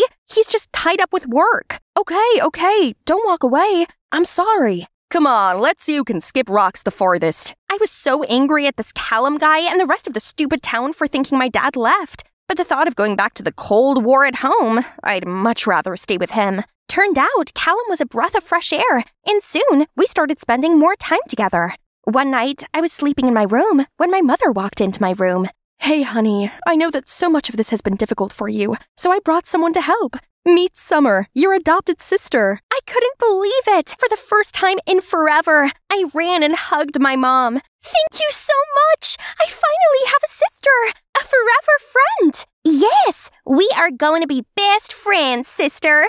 Summer was just 1 year younger than me, but she was so energetic and full of adventure. Every morning, she would leave the room before I woke up to explore the grounds, and late at night, she would tell me all the tales of her adventure during the day. Best of all, Summer also didn't like Auntie Rose's attitude one bit. So at night, we would badmouth Rose behind our back until we fell asleep. It was so satisfying. I saw you with Callum today. Hubba, he is so cute. Is he your boyfriend? Ew, no, we're just friends.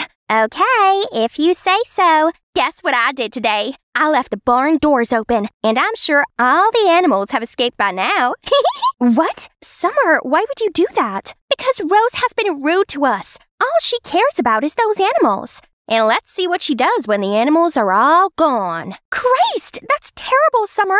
Please don't do that ever again. Auntie Rose is going to be so mad at you. Almost as if it was on cue, I heard a barge on my door. Summer jumped and hid behind me. You rat! How dare you! I know you let the animals get out. You are so lucky I got there on time. If not, what? Rose, how dare you threaten my child? Tell your little nuisance to stay away from my property, or I will deal with her. I could feel Summer shivering behind me, so I had to be a big sister and protect her. Auntie Rose, I am very sorry.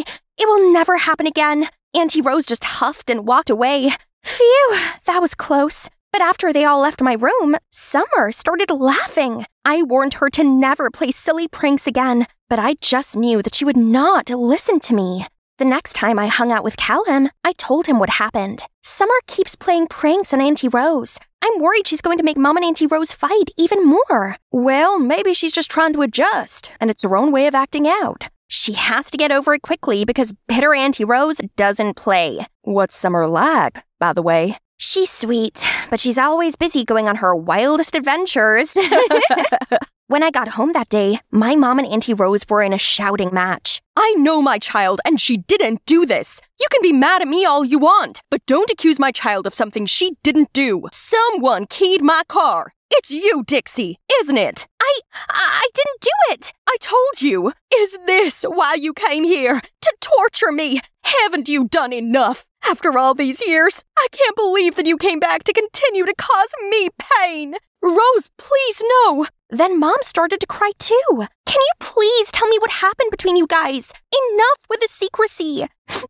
When Rose and I were teenagers, she had a piggy bank where she saved money to get out of this place and start her life somewhere new. She never wanted to stay in the small town, but then one day, your grandparents expected me to take over the farm, and I panicked. So I stole her piggy bank, got on a train, and left. And because I left, Rose was stuck here with a farm. Ugh, I hate that I hurt my sister, but I don't regret it. If I didn't leave, I wouldn't have met your dad, and I wouldn't have had you. Oh my God! I can't believe you did that! That's why she hates us! You ruined her life! I know! That's why I came back. I want to fix things, but everyone I love hates me. Your dad, you, and my sister. Maybe I am just a terrible person. What you did was terrible, but you are not terrible, Mom. But you have to apologize to Auntie Rose and do whatever it takes to make it up for her. I was happy Mom admitted her wrongdoing and wanted to make amends after all.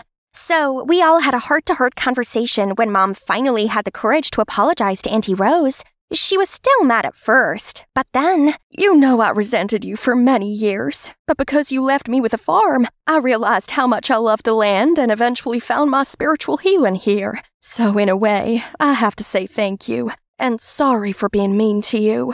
We all shared a warm embrace. It felt so good to be a family again. When I got back to my room, I was glad to see Summer there. Oh, thank God you're here. Where have you been the whole day? Busy wandering around plotting my new prank on Rose. You have to stop messing with Auntie Rose right now. She and Mom actually patched things up. Then I told her everything, but to my surprise, no, messing with her is fun, and I like it. If you don't stop, I'm going to tell everyone. You can try, but no one would believe you. I am the cute and cuddly one. Summer, why can't we just get along? Why do you have to break my heart, just like everyone else? Ask yourself. Don't put that onto me. I was so furious. What type of sister from hell was this? But she was right. No one was going to believe me unless I caught her in the act. But before I could do anything, I got carried away with the work at the farm. One day, Callum and I were helping Mom in the storage house when Auntie Rose ran in. Someone destroyed the chicken coop, ran a tractor into it. What? That was it. I know who did it. It was Summer. She is the one who has been doing all of it, not me. I tried to take the fall for her and talk her out of it, but she is not listening to me. Rose looked at me like I was insane. You are a terrible liar. I know you did this. I have proof. She pulled out a video, and I felt like I was being sucker punched. It was me. I was driving the tractor. Then I crashed it and started laughing hysterically. No, that's not possible. I didn't do that. Summer did. Summer did all of it. I tried to fix it so Auntie Rose could forgive Mom, but she got upset with me and started doing more daring stuff. Sometimes I found her pranks and fixed them before you saw them, but I couldn't get it all. At this point, everyone was staring at me with so much concern in their eyes. Honey, who is Summer? Summer, my sister, the one you adopted.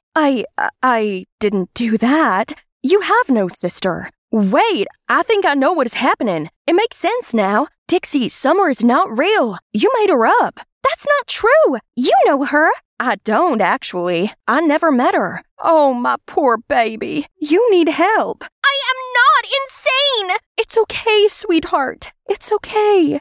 Mom and Auntie Rose then drove me to the hospital, where I would be given therapy. Callum also came with us and sat with me in the waiting room. I can't even trust my brain again. I don't even know what's real anymore. Did I also imagine you too, Callum? No, you didn't. I am real, Dixie, and I will be here with you every step of the way. Right then, Mom and Auntie Rose came back after talking to the therapist. Dixie, honey, I'm so sorry for not listening to you and your needs for so long. I knew you always wanted a sister, but I never took you seriously. It was my fault. If I had been there for you, listened to you, and hadn't been so controlling and distant to you, things might have been different. But now I promise I will always be here with you, and you're going to be okay. I promise. What about Summer? You don't need Summer. You have us. All of us. Hi, Ashley here, a superstar in the making. At least I was until the accident happened and I was left with a scar. With a huge audition coming up, my manager boyfriend Callum persuaded me to get my twin sister, Bridget, to pose on stage as me. She took on the glitzy parts of my life while I stayed in the background and recorded at the studio with David, my grumpy but talented music producer. It was only supposed to be until my scar healed, but then the doctor told me the devastating news. The scar was here to stay. Upset, I went around to Callum's for support and saw him there with Bridget. They were leaning in to kiss. I couldn't believe my sister and my boyfriend would do this to me. So with rage swirling through me, I karate kicked open the door and barged inside to confront the conniving snakes. How could you? My boyfriend and my own sister! He's your boyfriend? I didn't know. I'm so sorry. No, you did nothing wrong. I fell for her first, Ashley. Can you blame me? She's a flawless superstar. You'd understand because you used to be her. At least until you crumbled. I was freaking hit by a car, you douchebag! But it didn't matter to him at all. That's when it hit me. Callum never loved me. I was just a tool to him. You can't trust him, Bridget. It's only a matter of time before he decides you're no use to him anymore and ditches you, just like what he's doing to me right now. And I'm going to make sure the whole world knows what a jerk he is. Callum suddenly lunged towards me, then aggressively dragged me out of the house. You think you can threaten me with that big mouth? Who's gonna believe you, huh? You're just a shadow of Bridget, a flawed, pathetic version of her, so get lost. You'll never get away with this. Just you wait and see. Days later, I was still hung up on his cruel words, but I had to do something to take back what's mine. So I spent ages covering my scar with makeup, then showed up at an event I was supposed to attend. I confidently strutted up to the entrance. Whoa. Nice try, Ashley. But the scar gives you away. Try Kylo Ren next time. That stung. Feeling hopeless, I started walking, and my feet unconsciously led me to the studio. I turned on the lights and played my previous records. Surprisingly, my singing had improved one by one. So I turned up the song volume and sang and danced along. I was busting some crazy dance moves when I suddenly heard clapping. I didn't know you've got the groove. Come to think of it, I've never seen you this happy before. You have no idea what I've been through. I felt safe around him, so before I could stop myself, I blurted out what had happened. He insisted on taking me somewhere fun to cheer me up. Turns out David's fun place is the super cool Japanese fair. We shared some huge rainbow cotton candy and lit sparklers and drew musical notes in the air. Then, as we walked past a stall with some fantastically colorful masks, I stopped dead and stared at them. Hey, I have an idea. I should start a new singing career wearing a cool mask. I mean, it's not the most original idea since Sia and Marshmallow have already done it, but I can hide my face and Callum wouldn't even notice to stop me. That's actually a great idea. Here, this one looks cute on you. Holy cow! Red alert! Red alert! You're falling for this charming, handsome, talented music producer guy. It's on me, by the way. Consider it a lucky charm, okay? For sure. I swooned and was motivated to create a YouTube channel right away, starring me singing with my mask on, and used Vixie as my stage name. At first, I only covered other artists' songs, but as my confidence and following grew, I began singing the songs David helped me write. Although the netizens quickly spotted the similarities between my voice and Bridget's pre-recordings, they're both mine, but the difference is, one uses a ton of auto-tune and one does not. Then, one by one, I released more songs, and over the course of a few months, my channel grew to over 1 million subscribers. For the first time in my life, people actually saw me for my musical talents, not for the way I looked. So, to thank them, David and I spent weeks in the studio composing a special song called Thistles Bloom to release on Valentine's Day. Then one day, David was invited to the Grand Gala, which was a massive event full of the hottest stars, and he took me along with him. The party went off to a great start, and everyone was so complimentary about my music. I was dancing alone while David talked business with some music producer. But then Bridget suddenly appeared and tried talking to me. "Vixie, hi! I love your look." I ignored her and went to leave, when suddenly I got this itchy feeling in my throat, and I felt my face begin to swell. I looked down and gasped when I saw pecans inside my muffin. "Oh no, I'm allergic to pecan." I ran to the toilet and took off the mask to catch my breath, when the bathroom door snapped open and in walked Bridget. "Come on, Ash, I already knew it was you." "Sorry, guys, the door seems to be stuck." She slammed the door shut and went trying to help me. I didn't want her help, but I didn't have much choice. I put my mask back on and let her place her jacket around my shoulders and sneak me out of there. She got her driver to pick us up around the back of the building and take me home. Then she made sure I took my allergy medicine. Don't expect me to thank you for this. No, after you left Callum's house, he told me you gave up singing for me and that you gave us your blessing. But when I saw videos of Vixie going viral, I instantly knew it was you, and he'd lied to me. Yeah, he's good at doing that. I feel really bad for what happened, so I want to make it right. I'll give you back your place as a singer. You're serious? Absolutely. I was so relieved you hadn't given up on your passion. You have no idea how amazing you sound. Actually, I do, but I can't take all the credit. David helped me produce the song, and we're actually releasing it this Valentine. Really? I can't wait to hear it. Fine, you can hear the demo if you want. She loved the song, and I had to admit, it felt good having my twin back. A few days later, I was fully recovered from my allergy attack and feeling excited about my big song reveal. But then I went on my laptop and saw that Bridget had released a new song, Thistle Bloom, my song! I immediately called Bridget to find out what was going on. Surprised, weren't you? Now you know how I feel. I've always been inferior to you. It's about time you be the loser. Oh, and BTW, Callum and I are officially dating. He picked me over you, so did your fans.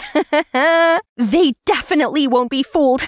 I'll show them the truth. I went online and insisted that the song was my work. But not only did the netizens not believe me, but they also wanted me cancelled. This Ashley wannabe is so tragic. I always thought this masked girl was sketchy. She thought she was so sleek, stealing Ashley's song. I had to watch my subscriber count take a nosedive. All my hard work had gone to waste. I turned my phone off and just sat in a dark room, wishing I was beautiful again. Maybe people would believe me then. Suddenly, the door opened and in walked David. "You've been ignoring my calls and messages, so I came to see if you were okay. Seems you're not." "No, I'm hideous, and now my career is over." "Your career isn't over because of how you look. Can't you see? You're very talented, and you're all set to become a great artist. That's why Bridget is so jealous and insecure. She has to steal your work." So, people still believe Bridget because she's beautiful. No one wants to believe in this sketchy, masked girl who's too afraid to show her scarred face.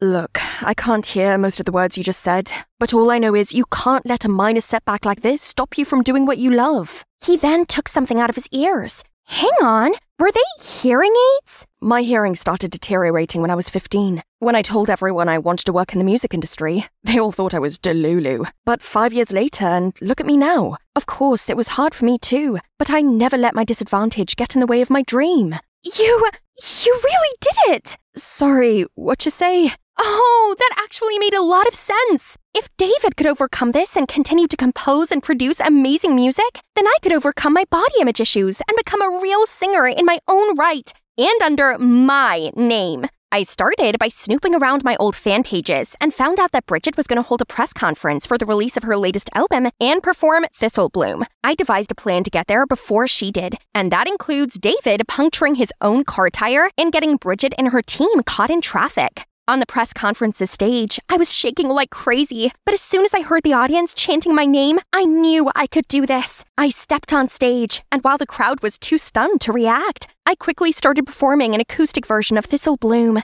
and the crowd went quiet. I could see it in their eyes. They were moved. Then the screen behind me lit up and played a video of me and David working on the song. When my performance ended, the audience erupted in applause. I was overwhelmed with joy, but then a reporter suddenly stood up and asked, "Are you the masked singer Vixie? What are you doing here instead of Ashley?" I knew this was my moment of truth, so I took a deep breath, then removed my mask. I'm actually the real Ashley. The audience gasped in shock. Buzzing started spreading. I got the scar from a car accident. I was so hungry for fame, but believed I could never make it as a star with a scar. So I asked my twin sister, Bridget, to take my place. I'm sorry that we deceived you like that, and I promise that from now on, I will always stay true to myself, scar or no scar. Then I stepped down from the stage and walked past Bridget, who was trying to escape the reporters. She looked around and called Callum's name for help, but in typical Callum style, he was trying to blend into the crowd.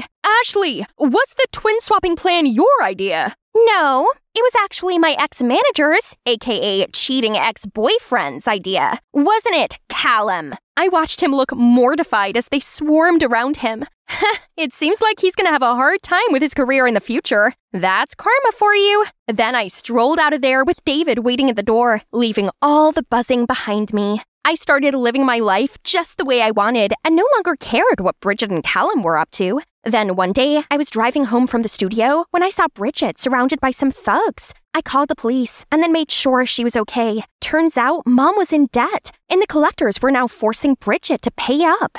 My life's a failure. I tried to be you to escape this pathetic reality, but got carried away and wanted to replace you. I don't have any excuse for my actions. Just punish me however you want. I stayed silent for a while, then eventually decided to drive her home. It made sense now. Bridget despised me because she'd spent years suffering with Mom, while I had a privileged, happy life with Dad. I felt bad for her, because after all, she's just a victim of Mom's neglect. So, I used the money Bridget had made while being me to pay off Mom's debt, and then I spoke to Dad and arranged for her to move in with us. Things aren't perfect between us, but we're getting there. She's still super shy and moody, but she's doing a lot better than she was. I learned to accept the scar on my face and became a real singer. I may not be a household name, but I guess I'm pretty famous, and also an inspiration to young girls who feel self-conscious about the way they look. And you know what? I'm happy with that. Best of all, I now have a cute, kind, loving, albeit grouchy at times, boyfriend, David. We even opened a music company that judged our clients on their talent, not their appearance. I was cuddled up next to David watching the news when the reporter said there was a groundbreaking new scar treatment available. Do you still want to remove your scar? No,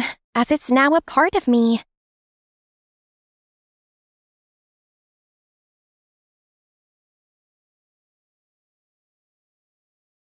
So, this is the Roomba Club. Why isn't the guy here? Was I wrong? No way, I did lots of digging. Oh, don't take this the wrong way. I'm not a stalker. I'm just doing my job. It's obvious that there's something fishy about this case. Want to know the details? Please like and subscribe. I'm Faith McKinnon, the only daughter of a private detective. That probably sounds cool, but my dad is actually really carefree. Maybe that's why he only took on enough trivial cases to make ends meet. I haven't always paid much attention to his business, though. I mainly focus on studying, so our future can be brighter. What? What are you saying, sir? Yeah, I'm in. You can count on me. Faith, I just got a big job. A customer had paid him handsomely to investigate this case. A girl named Selena Martinez just had an accident and fell into a coma. But there was no CCTV on the road, and the heavy rain erased all traces. The police couldn't find any evidence, so they concluded that it was a traffic accident. But Mr. and Mrs. Martinez didn't believe it and suspected her boyfriend, Oscar Davis, was involved. Thus, they had to rely on my detective dad. Haha, looks like folks need my help after all. Me, McKinnon, can solve any case. Conveniently, those two kids go to the same school as me, so Dad asked me to keep an eye on them. Okay, nothing complicated, so I agreed. That's why I'm here. I heard Oscar loved Roomba and never missed a class, but why hasn't he shown up today? I was looking around when a hand patted my shoulder. What are you doing? Sorry, I didn't mean to scare you. Oh my, am I dead? 'Cause I swear I'm seeing an angel. Look at his eyelashes framing those beautiful hazel eyes in that super touchable long dark hair. Hey, you still with me? Are you here to join our Roomba squad, princess? If so, you're looking at the right person. I'm Zane, head of this club.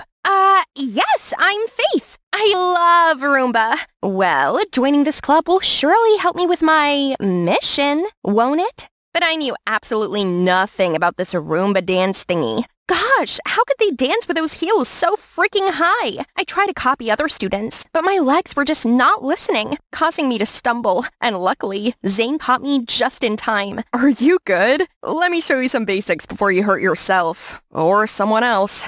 Then Zane took me aside, and we started to dance with his arms wrapped around my waist. With each twirl, I felt like he was pulling me closer and closer, and I couldn't stop blushing. Was Roomba supposed to always be like that? Then our eyes met. His gaze was so soft and dreamy and angry.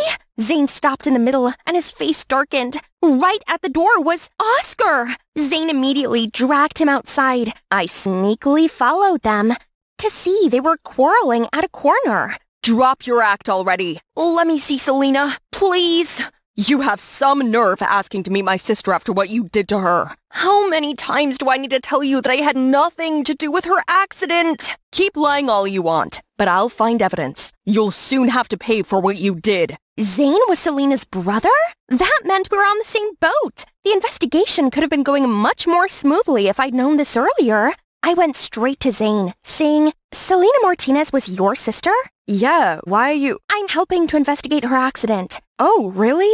Zane was surprisingly cooperative in helping me answer some questions for the investigation. My parents just can't help but suspect Oscar had something to do with it. He's kinda obsessed with our Selena. She'd rejected him many times, but he wouldn't stop pining for her, and eventually she gave in. But that only kicked in his possessive behaviors. He bought gifts and controlled what she wore every day. He followed my sister everywhere, even to the restroom to make sure she's safe, and climbed to her window to check her sleep every night. Jeez, that's crazy. Selena was having too much and decided to end things with him for good. But after that, she was found unconscious in an accident. It can't be a coincidence. I'm sure Oscar's obsession has turned into rage. Wow, it really was impossible to judge someone just on appearances. Oscar looked so nice, yet— To gather more information, I asked around about Oscar and Selena. Selena used to be kind of mean, but ever since she and Oscar became an item, she's like another person. Much kinder and nicer, I would say. Yeah, they were really sweet together. I was surprised to hear she broke up with him.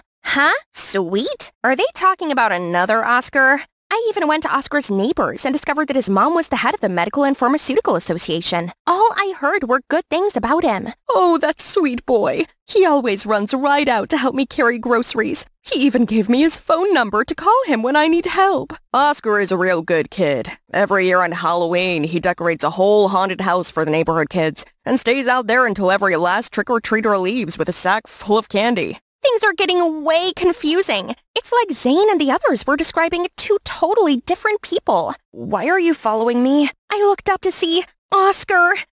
I'm not. I tried to run, but he grabbed me. Please don't lie to me. I know why you're here, and I want to cooperate. Because I too want this all to be over quickly. Only then can I see Selena again. Okay, I should give him a fair chance and make my own judgments about this guy. And I'm also really curious to hear his side of the story. I used to be picked on pretty often, until Selena started standing up for me. She was truly my knight in shining armor.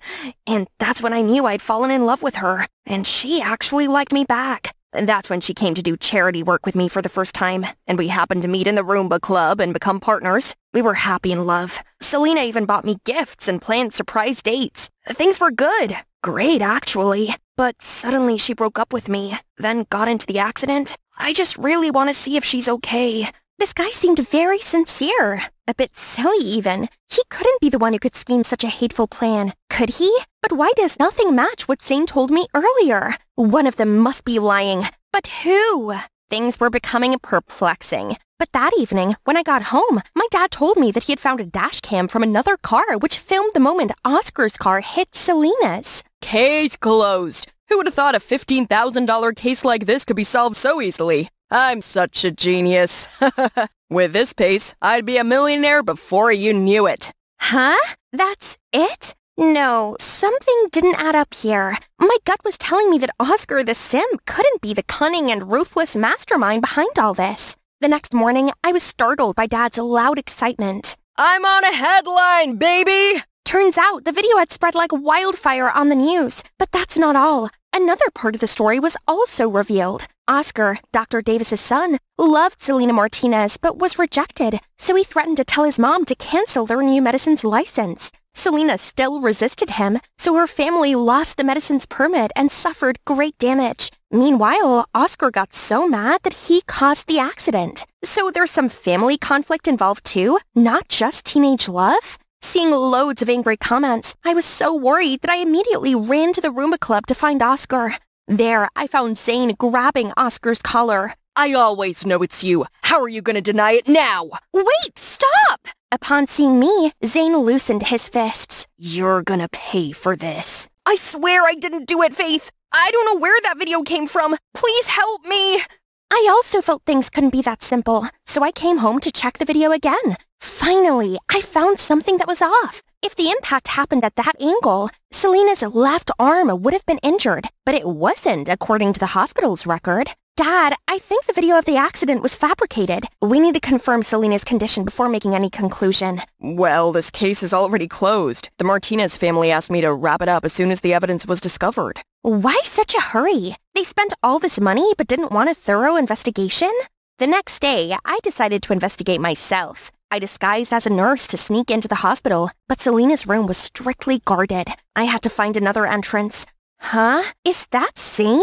Right then, he saw me and immediately dragged me into a corner, signaling me to keep silent. Be careful, or they will see you. What are you doing sneaking around? I'm afraid my parents might be doing something sketchy. Explain. I've heard them talking with the press to keep posting those defaming articles about Oscar's family, and they even mentioned something about revenge. So you followed them here? Suddenly, I was forbidden from seeing Selena as the doctor said she needed absolute peace to heal, but it feels like my parents don't want me to talk to her. Come to think of it, it's also them who made me suspect Oscar from the beginning. That's what I thought. But why should I believe you when you've been saying awful things about Oscar? Maybe you're working with them. Last semester I studied abroad. That's when Selena and Oscar started dating. All the things I knew about them were told by my parents. Actually, believe me or not, I'm going to find out the truth with or without your help. Seeing his determined attitude, my heart softened a little. If it's true that your parents were up to something bad, are you still willing to expose them? If so, what they did is just wrong, and I need to know why. Right at that moment, I got a call from Dad. Well done, Faith. You were right. That video was fabricated. I believe you, Zane! 3 days later, it was reported that Oscar's mom resigned due to the recent scandal. Then Dad showed up in an unusually neat suit. You better go get ready, kiddo. The Martinezes invited us for dinner to celebrate solving the case. I think they might throw in a bonus on top of the initial amount. My dad is quite the performer, isn't he? All right, time to solve this case.